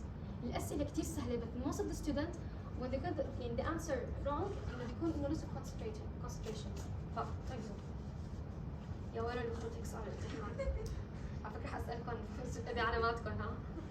Okay, so we're done with the amino acid. Let's start with the peptide. Peptide, please read it from the book. Especially their characteristic. Instead of read, study it from the book, just in case. Okay? Because I guess we had a question also, and they asked about which one of them, the peptide, they acting as an antioxidant. They have an antioxidant feature. It wasn't mentioned in here, so it wasn't from the book. Okay? He told us that we have to read this from the book. هنا 3 things to read from the book. In my opinion, 3 things. أول شيء, please you can write it down. أول شيء عنا البeptide, properties of proteins, وعندنا molecular chaperones اللي هن folding problems. HSP 70. Yeah, exact. HSP 90. دول الثلاثة read it from the book. For the rest no need. The rest no need. First starts when? Repeat them for 3 things. Yeah, first of all عندنا البeptide, the properties of the proteins, وعندنا chaperones. What is the properties of the protein? بس ما بلش البروتين صح على بالي. كان عندي كان peptide. Okay, هلا البeptide. شو البeptide؟ Once we have less than 50 or less amino acid, we'll have a peptide bond. We have 3 examples: glutathione, vasopressin, and oxytocin. Okay, let me start with the glutathione. And we have here an exception. Okay, let's start at the beginning. هلا glutathione it's a tripeptide. يعني شو يعني tripeptide? 3 amino. 3 amino. And how many peptide bond do we have? Two. Two. Okay. You can see here. هي في عنا exception. Exception إنه it doesn't follow the sequence NCC NCC NCC. يعني you can see مثلا هون C it doesn't follow the sequence. You can see here, okay, how can I determine it in the exam? What should I do? Well, first of all, no, there is no sequence of NCC. You're gonna look first of all for the center alpha carbon. Where's the center alpha carbon? Here. Okay, center alpha carbon, because it has an amino group, it has the H atom, okay? And it has the carboxylate group, and this is the side chain. شو هي السايد chain؟ شو هي شو نوعها؟ CH2 COOH. وشو نوع الاسيدك؟ جلوتاميت. شوفوا عشان تحفظوها الجلوتاميت بالجلوتاميك هو عباره يطلع عن جلو، فلازم جلو يعني تو ثينكس اقل شيء. ما بعرف اسهل يعني. فالفكره هون انه اوكي شوفوا بقى NCC يعني for the cysteine and for the glycine NCC okay, 2 amino acid 1 peptide bond or the amide linkage between them. هلا الاكسبشن here is something اللي هي الاكسبشن هون. First of all, the first peptide bond or the first amide linkage is between the carboxylate group of the side chain for the glutamate and the alpha amino group of the second amino acid, which is the cysteine. But it's not between the the carboxyl and the alpha amino group. It's not between the backbone. This is an exception. But the second peptide bond or the amide linkage, yes, it's between the alpha carboxyl group of the first amino acid and the alpha amino group of second amino acid. This exception is very important, this exception. Okay? This is only for glutamate. This is only for glutamate, for glutathione. الجلوتاميت بالجلوتاثيون. أما الباقي مثلا السيستين والجلايسين they follow all of the sequence here. So there are times I think that almost exactly in the two of ايه features I'm not explaining أكيد عم بحكي هلا عن structure. انتبهوا. هلا regarding the oxytocin والvasopressin. vasopressin يلا راجع شو كان vasopressin للإندوكراين؟ ADS صح. اوكي فنحن عن الاوكسيتوسين والفازوبريسين انه they are similar. They're not different and they are not the same, they are similar. لأنه almost everything will be the same. شوفوا هون عندنا بس الisoleucine replaced by phenylalanine والleucine replaced by the arginine. See? You were asking me about the disulfide. See, I have 2 cysteine, so 1 disulfide. If I had, for example, here مثلا 1 cysteine. Now forget about the vasopressin. أنا عندهم مثلا an extra cysteine. حيكون عندي still 1 disulfide bridge because then حيكون عندها here ثانية, okay? Exception, first bond is between يعني carboxylate in the side chain and alpha amino group in the backbone. Features, read them from the book, study it from the book. Any question regarding the alpha carbon is always linked to the nitrogen or it doesn't matter? لما انا بحكي مثلا الفا كربوكسيل جروب او الفا امينو جروب يعني عم بحكي انا هون هن مرتبطين بالسنتر الفا كاربون. يعني انا بقول لك for example if I told you انه we have here center alpha carbon مثلا if I told you this one is an alpha carboxyl group, what does it mean? انه this alpha carboxyl group it's mean backbone that's attached directly to the center alpha carbon. دائما المصطلح اللي هو مثلا alpha amino group alpha carboxyl group we're using it for the backbone because they are directly connected to the center alpha carbon. But the main alpha carbon is always linked to a nitrogen? Or does it the main alpha carbon? Yes. It's the carbon that connect to amino group, to carboxyl group, to H atom and to the side chain. Okay? Do we still call it alpha carbon even if there's more than 1 amino acid? So like alpha carbon here, alpha carbon, alpha carbon, alpha carbon? Here it depends انه okay you could have more than amino acid. هلا مثلا you mean if you have more than amino acid each one of them all of them are alpha carbon. Yes. You're gonna look for انه how يعني how many carbon and how يعني they're separating between the amino group and the carboxyl group. One carbon NOA for example, for example here, okay, this one is the center carbon. Is it alpha or is it beta or is it gamma? What is the amino group? This is the amino group. Where's the carboxyl group? This is the carboxyl group. In between them, how many carbon do we have? 1. Yes. So it's alpha. If it was 2, it will be beta. If it was 3, it will be gamma. فالالفا اللي هو 20 standard amino acid, all of them are alpha because it's the most common in nature. Okay. So now we're done with amino acid. We're done with the peptide. Do you have any question before we start the protein? Okay. Also here, the properties for the proteins you have to study it from the book.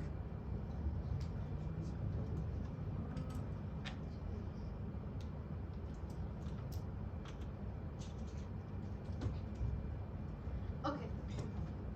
So basic proteins, if you remember, we said proteins are one of the macromolecules in the nature. They are a polymer. They're made of a building block of subunit, and each subunit is an amino acid. Okay.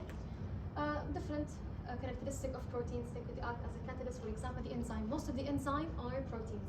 Structure, like in the cell membrane. Cell membrane, it's made of proteins, carb, lipids, movement, mobile movement, defense, the antibody, immunoglobulin. We take it. It's one of the globular protein. هلا حناخذ immunoglobulin. Regulation, like the insulin, it's a hormone. Transport, storage, stress receptor اللي عبارة عن each of protein. All of them are different characteristic of proteins.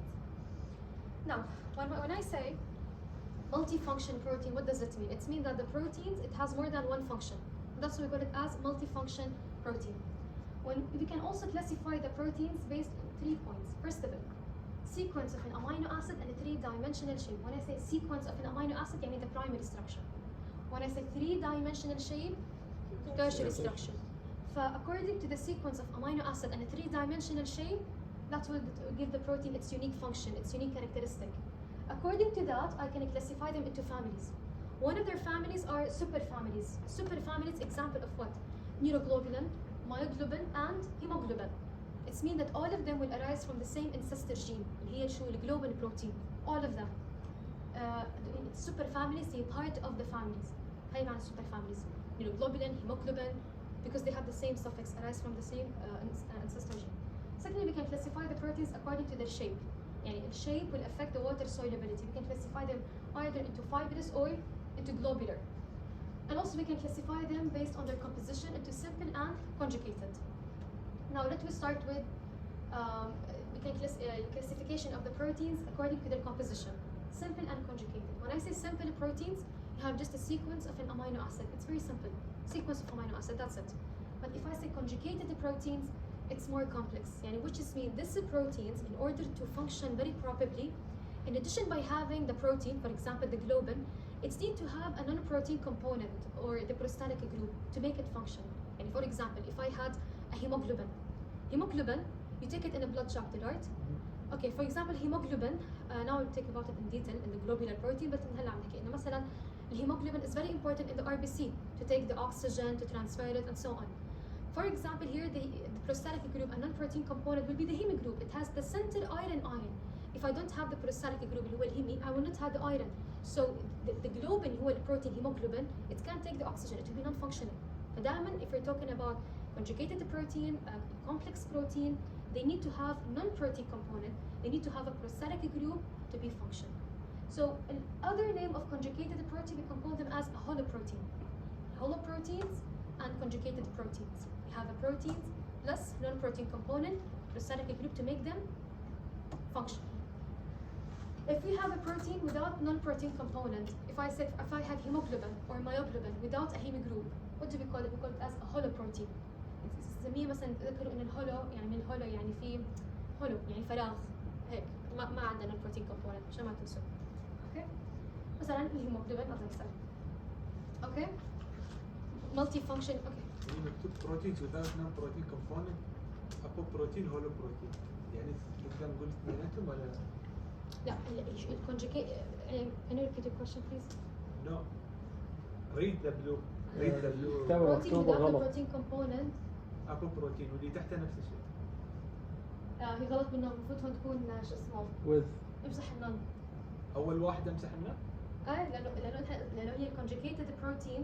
The conjugated protein or the apoprotein, protein with non-protein component, prostatic group, it will be function. Without prostatic group, holoprotein. معلش It's the opposite. Apoprotein is without the protein component. Holoprotein with the protein component. لا. Yes, it's mentioned holoprotein with a protein component. Apoprotein. it's about the non-protein component. You can't just cancel the apoprotein is with a non-protein component. Holo is without. Yeah, on and wrong here. It's the apoprotein. I need to cancel non-protein. It's the non-protein. Protein with. And without the prostatic group is apoprotein. I need to write with. It's with here. Proteins with non-protein component. Proteins with non-protein component, apoprotein. Proteins without non-protein component, holoproteins. هيك. في غلطين بالسلايد. شوفي موجودة في الكتاب بالعكس. ممكن تفتحي السلايد طيب.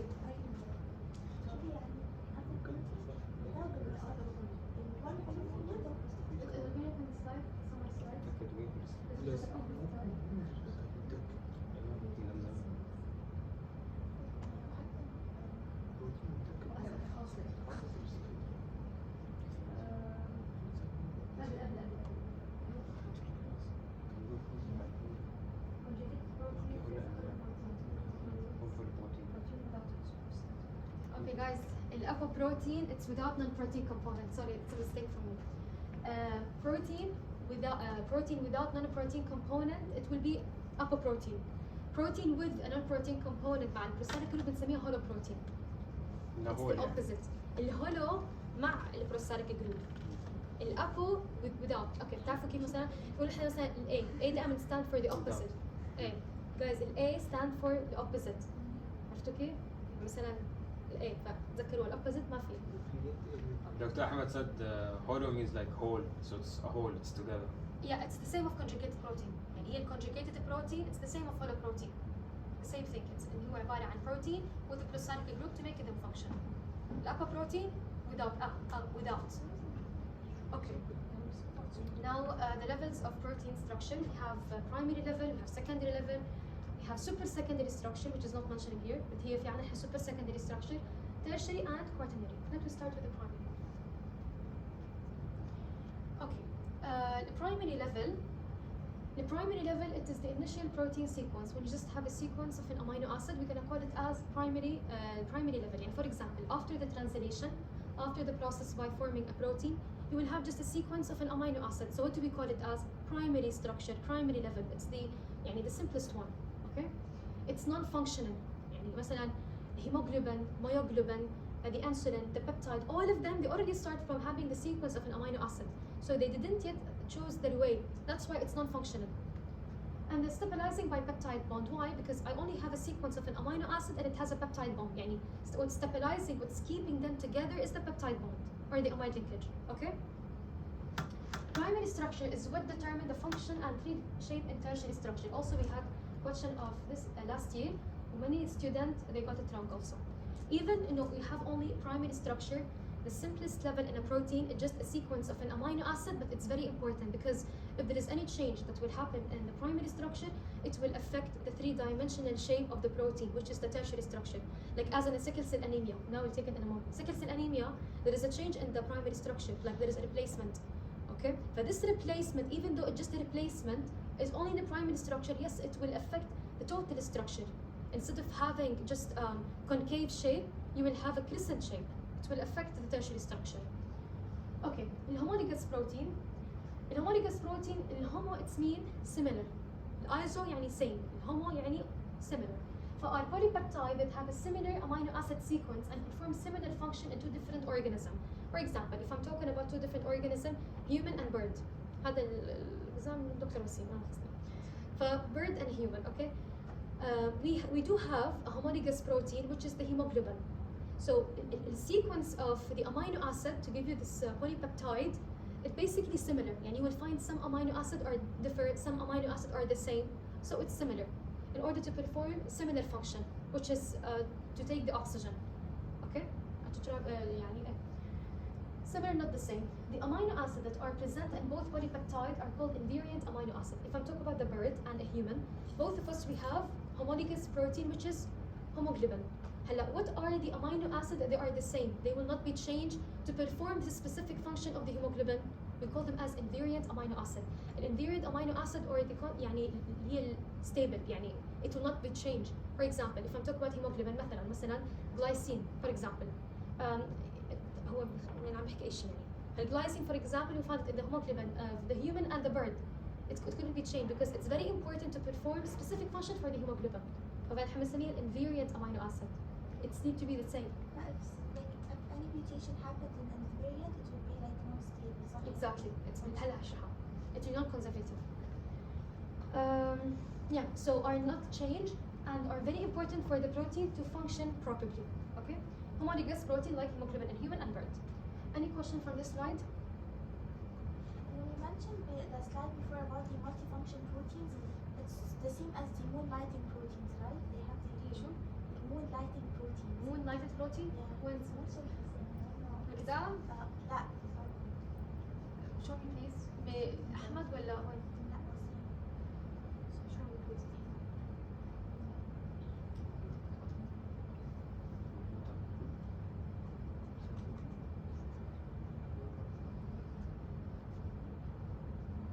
والله it's the first time I heard about this name صراحة. شوفوا دكتور وسيم didn't mention it in the lecture فاكس not important. بس هو الماتش هي mentioned in the lecture نحن ما ذكرها in our lecture. هي didn't mention it يعني أنا كل كلمة عم أكتبها. ما عم أتحدى الدكتور هالدرجة. فيعني شكلها من عندكم. معناتها I will add it to the slide. It's moon. I will add it to your slide. Okay. Okay. Now regarding the mutation. So what is a mutation? Mutation طفرة يعني طفرة جينية. Okay. Is an alteration. Okay. A mutation يعني طفرة جينية. Once there is an alteration and a change in the sequence of an amino acid, we call it as a mutation. Mutation you will take it in chapter 18 I believe in biochemistry in very details. تاخذوا أنواع. فيعني لاحقين. بس سهل don't worry يعني. المهم. Not all mutation can lead to change in a protein function. طب how can I know that this mutation it could be danger or this mutation it has no effect on the protein function? According to 2 points. The first point, function of amino acid, and the second point, the classification of amino acid.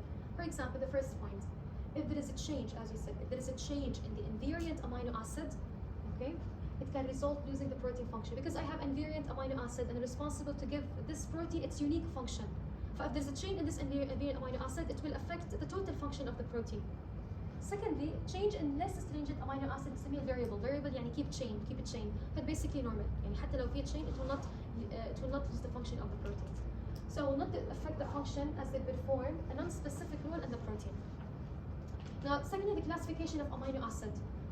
A change to a chemically different amino acid, it can lead also to a molecular disease. For example, if I have a non-polar hydrophobic amino acid, if I change it to neutral polar hydrophilic amino acid, يعني there is a different change in the classification. يعني it's a disaster. It will lead to molecular disease because they are completely different. They have different properties, different features. Okay. So that's why it will lead to non-conservative change, like in the sickle cell anemia. In sickle cell anemia, we change the yes, glutamate with valine, right? Yeah. Glutamate, we replace it with valine. Glutamate is what? Acidic. With valine, which is non-polar. For different classification, it will be more than enough to lead to molecular disease, which is a sickle cell anemia. Okay. Yeah. Yeah. So we have been taking now so far again. I'm repeated, but Shantella and Malak will last one. Okay. The primary structure again, it's the simplest structure of a protein. It will be stabilized by peptide bond by amide linkage, and it's very important to determine the three-dimensional shape of the tertiary structure. Any change will happen to primary structure. It will affect the three-dimensional shape of the proteins.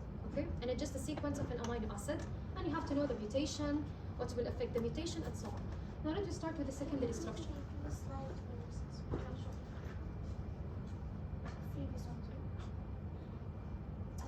حسبي الله نسيت اشرحها. Okay, sickle cell anemia. هلا in the sickle cell anemia, for example, we have a certain sequence of an amino acid. الهيموجلوبين شوف هنا الهيموجلوبين we have 3 different types. Hemoglobin A preferred for an adult. Hemoglobin S in the case sickle cell anemia. Hemoglobin F for the fetus, which has a high affinity to oxygen. فالهيموجلوبين A will turn into hemoglobin S, which is abnormal, which is referred to sickle cell anemia, if there is a replace of the glutamate of the glutamic acid to the valine. So I'm changing the classification of an amino acid. يعني مثلا لو افترضنا انه مثلا let me say 309 with tyrosine, it has no effect because belong the same classification. But your glutamate with the valine, they're completely different. You have to know the number of carbon, it's on carbon number 6. You have to know the replacement of glutamate with the valine. And you have to know how does it affect the shape of the RBC. It will become crescent instead of concave, the breast shape. This crescent, يعني it will be very hard to get, يعني you have the blood vessel. They will accumulate and they will be increasing the pressure, lead to different disease. Okay, this is very important. Can you go to the previous slide? Yeah, sure. Yes, the second point here, the conservative change, it will not cause a disease, right? No, if there is a not conservative will cause a disease. conservative يعني محافظ، يعني هو ما حيكون في مشكلة. يعني احنا بنقول مثلا انه احنا عم نغير الهيف حتكون نون كونسرفيتيف غير محافظة حتأثر. اما حكينا كونسرفيتيف محافظة. اوكي؟ Now, هاي بالنسبة للبرايمري structure. Now let me start with the secondary structure. Secondary structure, it's usually non-functional unless if the highest structure of a protein were a secondary structure, then it will be functional. يعني أنا for example if I have now حنحكي هلا after a moment إنه مثلا نوع من أنواع الألفا هيلكس مثلا الكيراتين. It's composed of double alpha helix. It's an alpha helix. Is the keratin function or non-function? It is function, but it has alpha helix which is secondary structure. Here إنه مثلا if I have a protein هو طبيعته إنه secondary structure, it will be functional. But if I have for example a protein like a hemoglobin, it needs to get to quaternary structure and it stopped at the secondary structure, it will be non-functional. Okay? And it will be stabilized by hydrogen bonds. بس هاكد السؤال. Hydrogen bond. Okay? There's two different types of secondary structure: alpha helix, which is more common, and we have beta sheet. There are two important features in the two structures. First of all, only hydrogen bond can stabilizing the structure. And when you talk about the secondary structure like alpha helix or beta sheet, only the bond, which is the hydrogen bond that's involved between the backbone, which will stabilize the structure. The R group will be free, and it will not involve in this reaction. So keep it in mind. So R group are not involved. So hydrogen bond is between amino group and carboxyl group, so it's involved only the backbone. يعني the primary structure, the secondary structure, the primary structure would stabilize the peptide bond and the amide linkage is between also the backbone, and secondary structure with stabilizing it's the hydrogen bond, it's also between the backbone. For both of them, the first two structure with stabilizing the structure is the bond between the backbone. Unlike the tertiary and quaternary, it will involve the side group with stabilizing the structure. Now, if we start with an alpha helix, which is the most common. هلا هون الهيدروجين bond are within the same chain. هلا the main difference between الالفا helix and البيتا sheet. الالفا helix it's like a zigzag like this. فبتكون الهيدروجين bond within the same chain. But if you're talking about the beta sheet, you will have two chains like this. You will have two chains. So you'll find the hydrogen bond between them. Okay? Okay, just start with an alpha helix. الهيدروجين bond بتكون بين مين ومين؟ هلا first of all, again, NCC, the first one, NCC, NCC, NCC. دائما الهيدروجين bond بتكون between the oxygen for the carboxyl group and the hydrogen of the amino group. This is basically the first amino group. The first amino acid, okay? Only part of it, يعني 0.3 of it, will be get involved to form the hydrogen bond, not all of it. هلا مثلا how can I know إن الهيدروجين bond between هو This is the first amino acid, and this is the one that will be formed, okay? دائما between them you have 3 amino acid in the middle. يعني مثلا 1, 2, 3, both of them, and عندي هون hydrogen bond. So in between how many amino acid do I have? 3. هلا the first amino acid and the last amino acid, the hydrogen bond it just involve يعني part of it. If they ask you about the residue, how many residue of amino acid do I have here? It's wrong to say 5. يعني because مثلا you can say no 1, 2, 3, 4, 3 and 4 and 5. It's wrong. Because in 3 amino acid, all of them they are get involved. But regarding the first and the last one, only part of it, فهمنا تبقى 0.3. With 0.3, 0.6. With the 3, 3.6. Okay? يعني بكل لفة أنا عندي 3.6 amino acid. كل لفة, how many amino acid do I have? 3.6. لأنه أول واحد وآخر واحد مو كل الأمينو أسيد عم يعمل انفو، بس جزء منه. عرفتوا كيف؟ هاي مثلا مثال ثاني. مثلا عندي هون NCC وNCC نفس الشيء. هذا مع هذا. هاي NCC هذا وهذا. شوفوا part of it نفس الشيء. أول واحد NCC. أنا هون شخبطة لأنه يعني فوق ما له علاقة، only carbon with O will be involved. نفس الشيء. Nitrogen with H. Okay? Any question regarding this? ايش الساعة صار؟ 6 حبيبي استعجل. يلا شوي. Okay.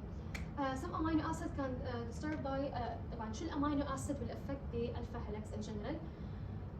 هلا first of all, if you have a lot of glycine, as I mentioned before, the glycine it's the smallest amino acid.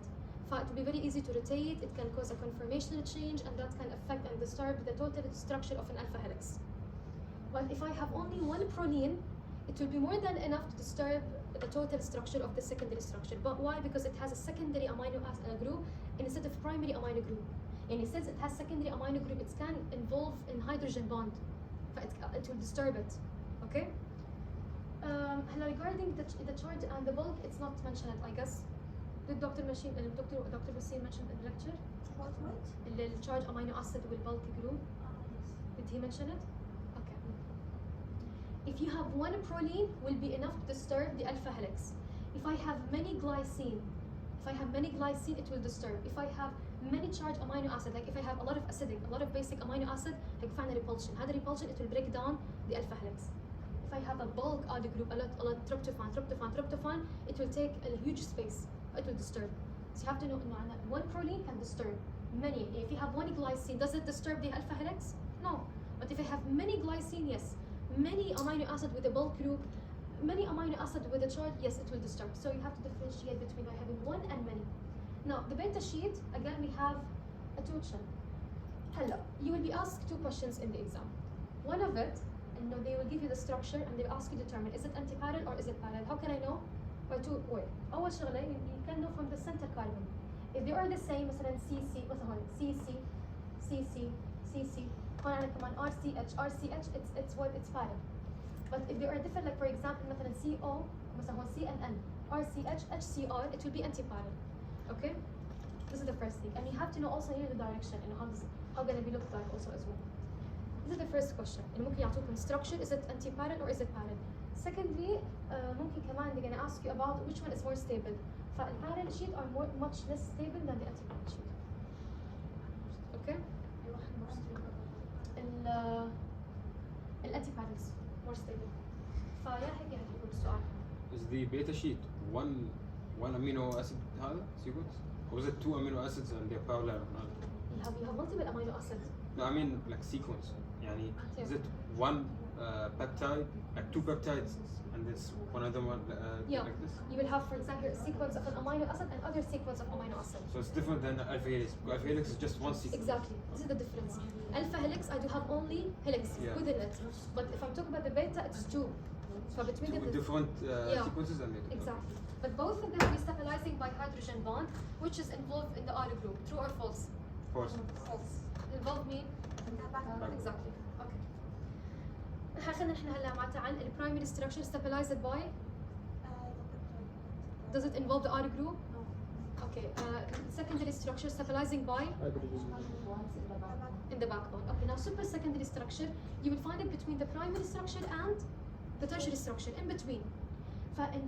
شوفوا اللي احنا عملية in the process of how do we synthesize a protein is like steps. يعني we start with the sequence of an amino acid in the primary structure. Then in the secondary structure it could be either alpha helix or it could be beta sheet. Then in super secondary structure you have both alpha helix and you have beta sheet together. We call it a super secondary structure. It is a super secondary because it's involved both of them, but at the same time it's still between the tertiary and secondary structure. Okay? Is it functional? It's basically non-functional. Okay? And it will be stabilized by hydrophobic interaction between them. And those are very important. The other name of it is motifs as well. You have to memorize how this looks like and also their names are very important. Now we had the question إنه توقع this one B and they ask what's the name of it. فرق and they're non-functional. And حتى هون بالنسبة للarrow it's pointing to C terminal. Okay? طيب. Now tertiary structure. Primary structure, secondary structure, super secondary structure, tertiary structure. هلا in the tertiary structure it is a three-dimensional shape. And basically it's include sequence of an amino acid, it's including also alpha helix and beta sheet, and it's also include mix between them. هي عبارة عن كل شيء. special thing about the tertiary structure in folding process. Once you hear the word folding, تذكروا دائما tertiary structure. Folding equal tertiary structure. لأن دائما tertiary structure, the most important event will be taking place there is the folding process, ritual folding. يعني مثلا in this case, once I have like a protein, it is like a combination between sequence of an amino acid, secondary structure, super secondary structure. When it goes through the post-translational modification, there will be like kind of folding. It's like a way, how do we organize it? It's a process. How do we organize a way of a protein to make it functional? فهذا الfolding will give you this tertiary structure. By this folding, it's a feature of tertiary structure. Okay? Okay, يعني information of folding is يعني okay, it's يعني based on the sequence of the amino acid. And here, what's stabilizing the tertiary structure What's stabilizing the tertiary structure is the interaction between the R group. Their electrostatic bond. Again, this phrase is very important. You can see the tertiary structure, how does it looks like. You can see we have here beta sheet, we have alpha helix, N-terminal, different, okay? All of them are together. طيب, tertiary structure have a several important point. For example, so during the folding إنه مثلا a distant amino acid to proximal يعني مثلا amino acid number 500 will bind to amino acid number 20 فحيكونوا كلهم متعوجين together يعني طاجن. عم بفكر شو اللي حكيته أنا هلا. Okay. Secondly, globular proteins. هلا globular protein we'll talk about it now in a moment.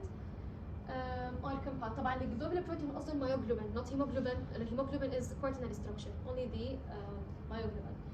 طيب, it's important as well. They will ask you about the non-polar. مثلا a non-polar hydrophobic amino acid, where you can find them مثلا in the external surface or internal surface. Internal. Because عندك انت water. فحتى هذا الquestion كمان they ask about it. Keep in mind when you have non-polar, it's water insoluble. That's internal. Like when you have like cell membrane lipid bilayer of phospholipid, right? The head will be لا do tell it what in the middle فنفس الشيء. You said globular, mentioned to me about globular, it's only myoglobin? Yeah, myoglobin. It's not hemoglobin. لأن hemoglobin it is a quaternary structure. مش حتى myoglobin was mentioned in the globular protein as a term protein. Yes, exactly. هلا شوفي الهيموglobin والمyoglobin both of them are globular protein because they are water soluble and both of them are globin proteins. يعني they are يعني considered with the superfamily with the neuroglobin. But المyoglobin it's tertiary والhemoglobin it's quaternary structure. يعني they are together a globular protein عبارة عن globin protein. but واحد tertiary والثاني quaternary structure. طيب, now domains. What is a domain? Domains, it's a functional component of tertiary structure. هلا each domain it has more than 200 amino acids. It could be 200, 300, 400, whatever. فالبروتين could be have more than شوف البروتين could be have one of the following. You could be have more than one domain. يعني you could be have مثلا the same domain. هلا شوف الدومين هي عبارة عن functional يعني unit of the tertiary structure. مو tertiary, it's a very huge and very complex structure. So you will have a lot of amino acids together بنسميهم domain. You could be have مثلا more than one domain and they are the same. In this scenario, we're going to call them as a mosaic or modular. If you have more than one domain and they are the same, we call them as modular or even mosaic. They could be have different type of domain type 1, type 2, type 3. Each one of them they have specific function. They could be have 3 different type of domain, but each one of them is being repeated with a certain sequence. different يعني 3 different possibility. Okay? For example, fibronectin, it has 3 different type of domain, 1, 2, and 3, and each one of them are being repeated with a certain number.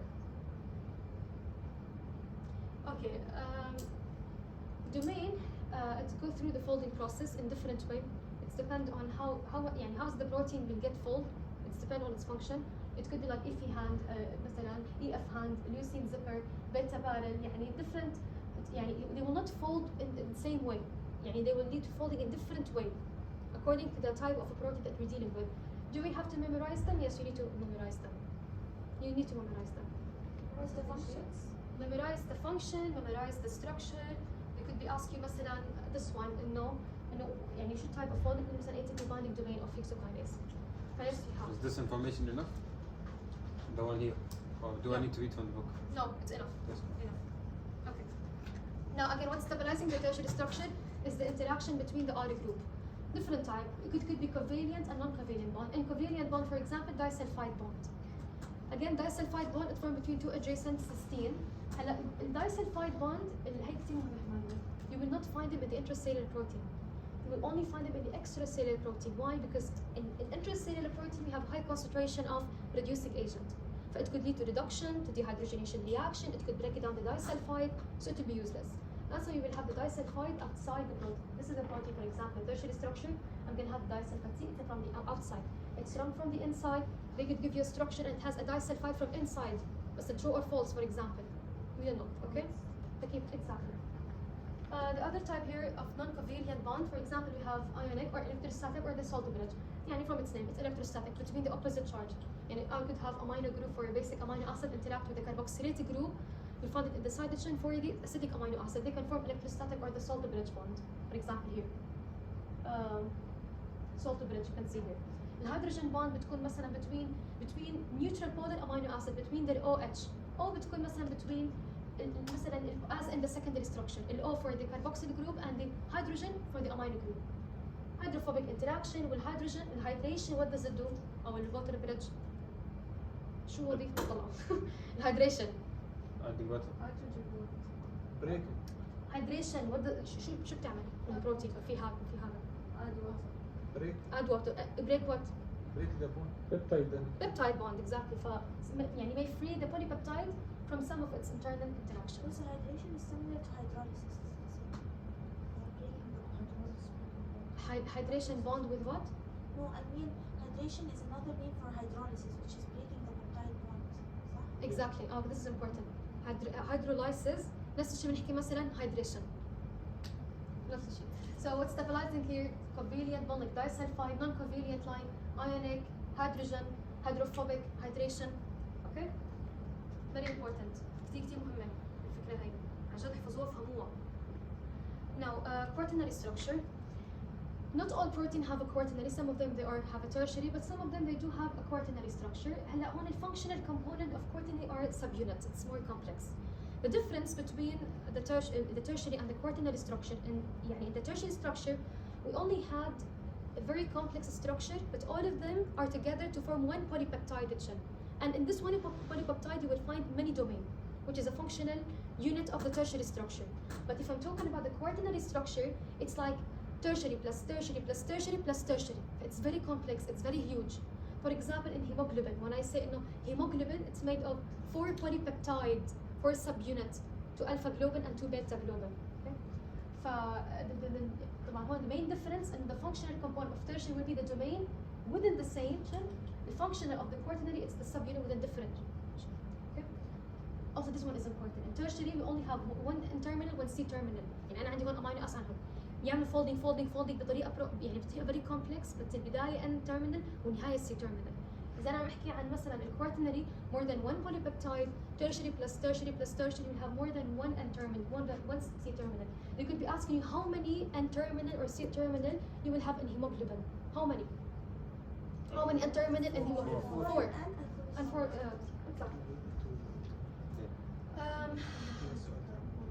Okay. The same thing apply here. Example. Okay. في شيء اسمه هدول الكونسبت you have to be familiar with. For example, احنا عم نحكي عن الهيموجلوبين. We have here one subunit. دائما 2 subunits together we call them as oligomer. Okay. All of them together we call them as protomer. When it's being functional more بنسميها protein complex. It's like a sequence يعني subunit, 2 subunits together protomer. All of the subunit together oligomer آخر شيء complex protein. Okay. يعني مثلا الالفا جلوبال مثلا بالهيموجلوبين what do we call it? Is it oligomer or is it subunit? Subunit. طب 2 الفا جلوبال. Proton. طب 2 الفا جلوبال مع 2 بيتا جلوبال. Complex protein. It's oligomer. Exactly. Oligomer. If they ask you the hemoglobin it will be complex protein. But usually حيكون عن subunit والoligomer والprotomer. Okay. And this one basically it will be discussed in the enzyme chapter. I'm not gonna get into details, but إنه هلا في slide حكمل معانا حشرحها بشكل سريع. You already taken an enzyme, right? Have you finished the enzyme? Yeah. مع دكتور أحمد. Dr. Ahmed. No, we did finish the exam. Dr. Ahmed. With Dr. Wasim? Tomorrow we have a مع lecture. Dr. Ahmed we started the carbs. والله؟ Our section is a bit late. And tomorrow we have a lecture with Okay. Okay. Now denaturation. Denaturation it's a process of unfolding a protein with the tertiary structure. يعني مثل عبارة إنه أنا عندي puzzle قاعدة عم فكهم مع بعض. فهي عبارة عن process unfolding. عكس الديناتوريشن ريناتوريشن. الريناتوريشن غير الفولدينج. لما أنا بقول مثلا ريناتوريشن يعني it's happening after denaturation. يعني مثلا أنا عندي denaturation protein with a tertiary structure there is unfolding for it, right? The process by return it back to it, rebuild it again, we call it as renaturation. But when I say folding, it's folding from the first time. That's different. Differentiate between denaturation, renaturation, and folding. Denaturation, when you're breaking down, you're losing the stability, loss of activity, release energy. Renaturation, you're starting to rebuilding up, more stable, more activity, gain energy. You need money if you want to build a building. You need money. The money هون هو عبارة عن energy. You need it. البروسيس could be completely unfolded مثلا من tertiary للsecondary للprimary or it could be partially مثلا من tertiary للsecondary بتوقف. It depends. In denaturation, the primary structure will not be affected. There is a difference between denaturation and hydrolysis. Denaturation involves breaking down any bond that will stable the tertiary, the quaternary, the secondary structure, the super secondary structure, but it will not break down the hydrogen bond. That's why I have renaturation, because I break down already the bond that's stabilizing the quaternary, the tertiary, the super and the secondary structure. وأنا وقفت عند primary structure. I have an ability to renaturate it again. عرفتوا؟ فإنه أما بالhydrolysis for example إنه حتى the primary structure it will break it down. So in this case I need to start more renaturation, not refolding. I need to start the translation process again. I need to start to synthesize the protein again. Okay? So hydrolysis doesn't affect secondary, tertiary, quaternary? It is affecting it because if you want يعني إذا عندي مثلا hemoglobin إذا بدي أنزل لتحت حتوقف عند primary. بس الهيدرولايسيس إنه الفيتشر هي أوكي كلهم كمان البرايمري structure as well. Okay?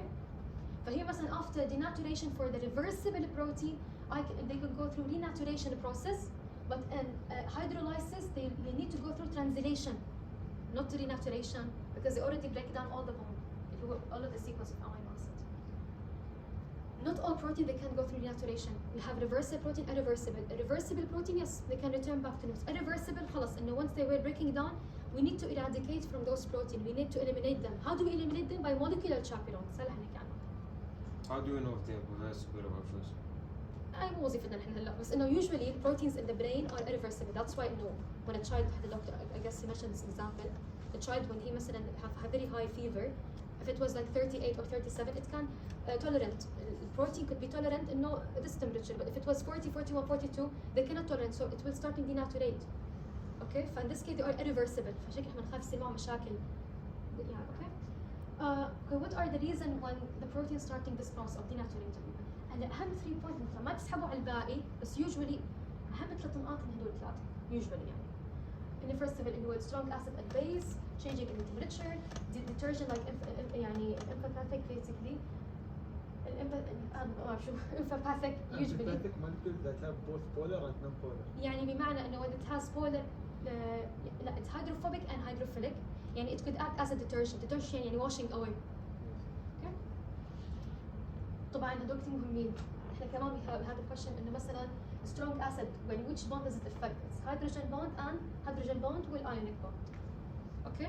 ما تسحبوا على الباقي بس غالبا حتجيبوا هدول 3 نقاط غالبا. ركزوا لي على الكلمه هي الديترجنت. كثير مهمه. اوكي. Now the folding problem انه sometimes بيصير هلا denaturation غير folding problem. denaturation خلص انه unfolding. الfolding problem انه sometimes during the folding into plasmic reticulum انه بيصير في بعض المشاكل بالفولدنج بروسيس something mistake. اوكي يعني هلا بحكي لك انه بشكل عام انه once we have a small polypeptide less than 100 amino acid they will not have an intermediate once we start the folding process. It's very simple. But if I have a polypeptide more than 100 amino acid is very complex, it will have an intermediate between it. يعني I have مثلا unfolded protein, okay, and I have completely folded the protein. In between you will have an intermediate which is partially folded. Okay. هلا what do we call this intermediate? Molten globulus. Okay. Do you understand? Any question? Okay. Now molecular chaperones. Let's start with molecular chaperones. Also read it from the book, study it from the book. يعني very important. In molecular chaperones, there are proteins. They have 3 important functions. First of all, for example, they're responsible for 3 things. First of all, they're responsible to maintain the folding process and stabilizing the folding, prevent from having any mistake or any error. Secondly, they're responsible to refolding, هي نفس renaturation. And third, they're responsible in the case of having protein irreversible, when it's starting to denaturate, they're responsible to eradicate this irreversible protein. يعني ممكن لك مثلا شو الجوب تبع الموليكولار chaperones in reversible protein renaturation. طيب بالirreversible protein eradicated, elimination. Okay, وكمان stabilizing the folding process and endoplasmic reticulum. How many type of molecular chaperones do we have? 4. اللي هي ribosome associated chaperones, HSP70, HSP90 and chaperonins. Okay. HSP70 regarding this question إنه دائما looking for the keyword. Once you see in the exam إنه كلمة stabilizing the initial protein structure it will be HSP70. It will stabilize the folding from the beginning. Chaperonins, okay. هلا ال HSP90 it's not mentioned, but HSP90 usually you will find it in the bacteria more than the humans. Cytoplasmic ribosome associated chaperones, they will bind to the ribosome during the translation, so they're responsible to maintain the translation process. Regarding the chaperonins, it's the most important one because usually it's require a lot of ATP. Once you have any protein, it's required a lot of ATP, a lot of energy. It's very important and very crucial. In each folding process, it requires 78 ATP.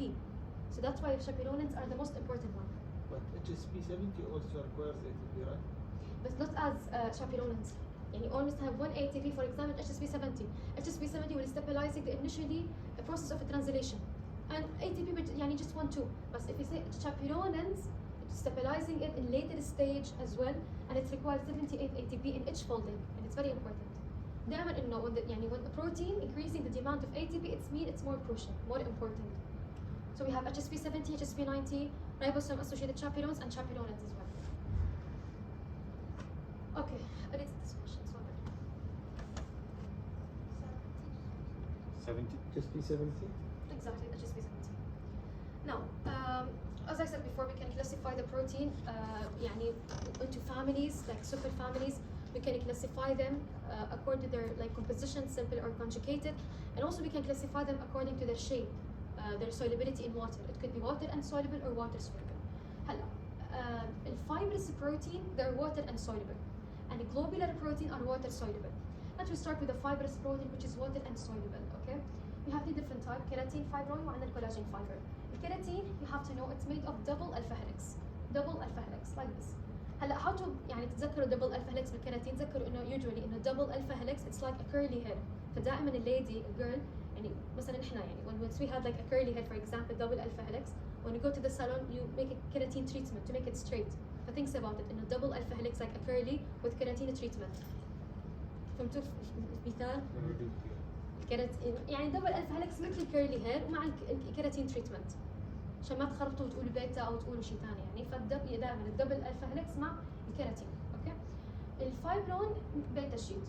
طبعا you have to know انه الفورمينج مثلا هو الهير مثلا leather، الفايبرون فور اكزامبل سلك، سبايدر ويب فور اكزامبل شبكه العنكبوت، السلك ماذا من الانسكت هيك. وفاينلي عن الكولاجين فايبر. Collagen fiber, it's the most abundant fibrous protein. Again, it's water insoluble. It will be secreted by the connective tissue to extracellular surface. We have 28 major type. Okay, this one is very important. Regarding the collagen, the glycine and the protein together, they will form 60% of the collagen. Usually نحن the collagen, it's made of triple helices, مو triple helix. غلط. Triple helices. triple helices and each helices triple helices 3 alpha chain. Each alpha chain it has a certain it has a polypeptide. Which polypeptide it has a repeated sequence of an amino acid. What are they? Glycine X and Y. X could be 4-hydroxyproline, Y could be 4-hydroxyproline or 5-hydroxylysine. Why? لأن البرولين it's most more abundant than lysine. You could find glycine, proline, glycine, proline, lysine. يا هيك. Yeah, that's it.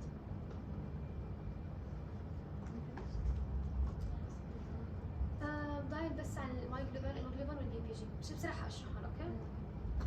Okay, globular protein, water soluble. We have different type. You can read it from here. Regarding the myoglobin, you will find it in the cardiac muscle, the skeletal. It is a tertiary. It's a globular protein. It's water soluble. It has a tertiary structure. In this case, you have a globin protein with 8 alpha helices. It's important as well. Okay. Also important thing, it had the heme group. هي عبارة عن holoprotein. It's a conjugated protein. So the heme group, it has a center iron. This center iron, it's Fe+2. نسميها الفيرن I believe or ferrous ما بعرف. So when you as a human, when you get exposed to radiation or reactive oxygen species, that will lead to oxidation. And this oxidation will turn Fe+2 to Fe+3. When it's turned to Fe+3 in the heme group, that will make the myoglobin to lose its function. So instead of become myoglobin, we call call it as hematin, and it's a reversible reaction. So it will make the myoglobin to lose its complete function. You can read them: globin protein, tertiary structure. Okay, globular protein, water soluble. Globin protein, tertiary structure. It has a prosthetic group. That's why it's a conjugated or holoprotein. يعني هيك هدول الأشياء المهمة. الهيموglobin, it is also a globular protein, which means water soluble. It is a globin protein, quaternary structure. So it has 4 polypeptide, 4 subunit chain, 2 alpha globin and 2 beta globin chain. And again, the subunit is the functional component of the quaternary structure. In each polypeptide, you will have a hemigroup, and each hemigroup it has a central iron, Fe+2. So in total, we have 4 hemigroup. We have 4 iron. For the rest, read them. Just read them. Okay, both the hemoglobin and myoglobin, they have a similar structure. What are their main we have the central iron, Fe+2. Usually it can form 6 bond. يعني هاي الصورة كتير مهمة. كتير مهمة. Okay. يعني iron can form 6 bond. 4 bond within the same globin, and the other bond with the distal histidine. And this proximal histidine is very important to bind the hemigroup to the globin. And it will make this prosthetic to bind to the globin protein to form a conjugated or the holoprotein. And the other bond, it will bind with an oxygen, because when the oxygen will bind to the central iron, this oxygen, it will pull the distal histidine to cause a conformational change. By the way, the myoglobin and hemoglobin, both of them have similar structure, but the things that you will find it in the hemoglobin, not in the hemoglobin, is the conformational change. And once the oxygen will bind to the central iron, which is the 6 bond here, the oxygen will bind to the distal histidine. When it's bind to it, it will pull it. When it's pull it, it will cause a conformational change, and what we're going to call it as allostertic effect. هلا حنحكي allostertic effect شو هو. But for the myoglobin, you also have 6 bond, but you don't have this feature. هي عبارة عن allostertic effect. Okay. Okay. So both myoglobin and hemoglobin are common in globular protein, water soluble, globin protein. They're superfamily. They do have a prosthetic group non-protein component, which is a hemigroup. Remember, hemigroup عندها center iron Fe+2, not +3. And both are conjugated, are holoprotein. They have proximal indices. Yeah, both of them. Regarding the hemoglobin, شو الفكرة هون؟ Regarding the hemoglobin, when it causes a conformational change, فمثلا أنا الأكسجين it bind the first subunit, okay? When it bind to the first subunit, it's pull the distal histidine. طبعا شو ممكن أسألكم بالامتحان إنه مثلا الأكسجين will pull which histidine, proximal or distal? It's distal. طب which type of histidine? Distal. بفوق distal هون البروكسيمال، distal بعيد. لو في أكسجين بالنص بيناته وبين الهيميجروب. البروكسيمال هو attach hemigroup to the globin protein. فهذا سؤال كثير مهم. They could ask مثلا إنه الأكسجين it will pull which type of histidine? Is it proximal or is it distal? It will be distal. Proximal, it will bind heme to globin protein for stabilization. Okay. So in this case, in the hemoglobin, when it's pulled and cause a conformational change, it will let the additional ligand, which is the oxygen, to bind to other subunit, to second subunit, to third subunit, to fourth subunit in the hemoglobin. دائما أنا لما the first oxygen will bind to the first subunit, the affinity of the hemoglobin to that oxygen will be low. You know what's the meaning of affinity? Affinity يعني the ability of molecule to bind to this مثلا molecule or whatever. يعني the first time an oxygen will bind to the first subunit, the affinity for the hemoglobin will be very low. But when it will pull the distal histidine and cause a conformational change, we call it as allostertic effect. We call it as cooperative binding. The cooperative binding, what's happening in the while this change, it will add an additional ligand, which is an oxygen, to facilitate the ability to bind to the upcoming subunit. فالability the speed لما الأكسجين يرتبط مع second subunit مع third والfourth حتكون very high. Also you can ask this question مثلا موضوع السبيد إنه مثلا when oxygen bind to the second or third or fourth subunit, does the speed increase or decrease? It will increase because of allostertic effect. Chain allostertic effect. So before it bind, it's slowly, but after it bind, Exactly, with the first subunit, the second, the third, the fourth. يعني مثلا you can ask مثلا question إنه مثلا rearrange مثلا subunit from the most يعني the fastest one to the slowest. أنتوا شو الترتيب حقكم؟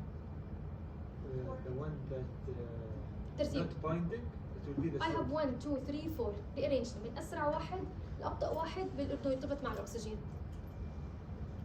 أسرع واحد يكون 4. ومن أسرع للأقل 4 3 2 1. الأبطأ 1 2 3 4. Expected question, keep it in mind. هي فشو هي الألوستريك effect؟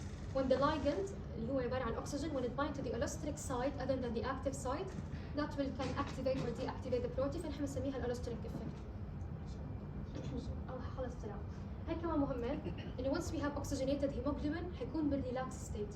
Relax يعني هو مثلا think about it إنه أنا الهيموجلوبين the main function to take an oxygen. فإتس taken oxygen فحتكون relax حيرتاح إنه عمل الجوب تبعه فحيكون بريلاكس state. أما if it was deoxygenated hemoglobin it will be in the top يعني حيكون يعني ما حيكون uncomfortable يعني. Okay? Yeah. Okay, finally I'll add 2 slides. Okay, now regarding the myoglobin and hemoglobin دائما إنه this curve it show you مثلا how the dissociation process will happen in both myoglobin and hemoglobin. If I have myoglobin, you know, the oxygen will bind to the center iron, and that's it. There is no conformation change, there is no allosteric effect, there is no speed. It will be the same because you already have one polypeptide. So that's why it will be what kind? يعني it will be hyperpolic. Hyperpolic, okay? But if I'm dealing with hemoglobin, it will be like as sigmoidal. Then starting to increasing gradually. If had increasing, it's determined in the speed of affinity of oxygen that binding to the hemoglobin. For every time, it will increase. Cooperative binding, read it and حتى هلا يعني no refer to the phenomena where the binding okay شوفوا ضايل بس دول سلايد بسرعة okay في عنا two factors it will affect the affinity of hemoglobin to oxygen. The first one بنسميه البور effect related to the pH number, and the second one it's the temperature. Let me start with the bore effect. To put it as a rule دائما if we have low pH يعني high acidity, high hydrogen concentration, الhemoglobin affinity to oxygen will decrease. It will lead to deoxygenated hemoglobin. However, if you have high pH, low acidity, low hydrogen concentration, the affinity of hemoglobin to oxygen will increase. That's why it will form deoxygenated, it will decrease. Deoxygenated hemoglobin. For example, how can we understand it? هلا دول السلايد من respiratory chapter you will take it I guess بعد شهر أتوقع حتاخدوها in bio 2.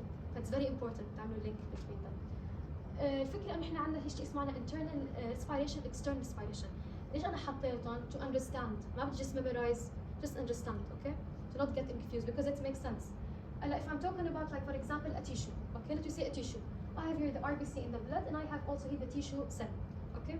Usually a tissue بيعطي CO2 اللي هو عبارة عن الوست, it will give it to the RBC صح؟ والRBC is made function to give it oxygen.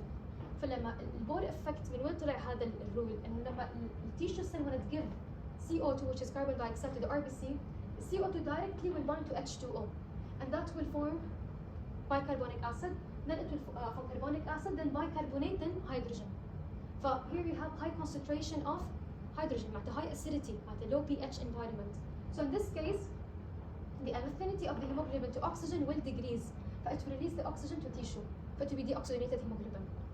Makes sense. إذا مثلا بامتحان أنتوا حطيتوا مثلا oxygenated، طب مو معقول ياخذ CO2 كمان he will take the oxygen. It doesn't make sense. It will give the oxygen. يعني tissue and RBC will take CO2 to take it to the alveoli in the lung, and it will give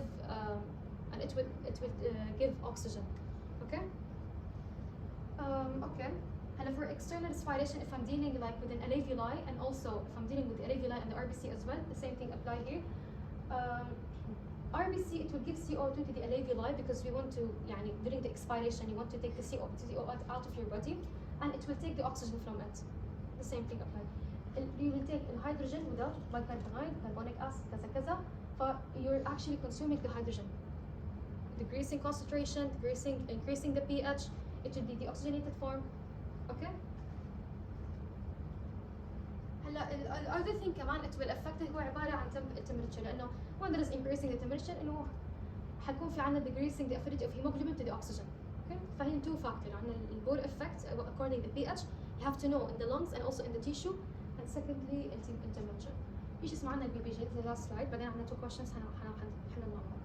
البي بي جي 2,3 bisphosphoglycerate هو عبارة عن protein will be synthesized by the cell. It has a different action in the tissue and in the lung.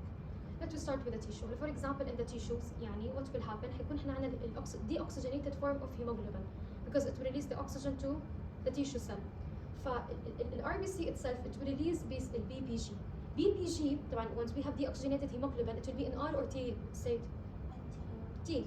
فin this case الBPG it will stabilizing the T state. It will stabilizing it. So it will stabilizing the deoxygenated hemoglobin. However, if I'm talking about the lung tissue, you will have oxygenated hemoglobin. فالhemoglobin will release the BPG out of it because إذا كان عندنا BPG in the lungs, it will stabilizing the T out. That will convert state الهيموجلوبين to T out. يعني الافينيتي للاكسجين حتقل instead of increasing it. فالBPG بالtissue it will you will find it in the hemoglobin because it will stabilize the deoxygenated hemoglobin to give the oxygen to the RBC to the tissue. أما بالنسبة لللung الBPG will be released. Okay? Okay. We can solve this question. Stabilize deoxyhemoglobin. Deoxyhemoglobin.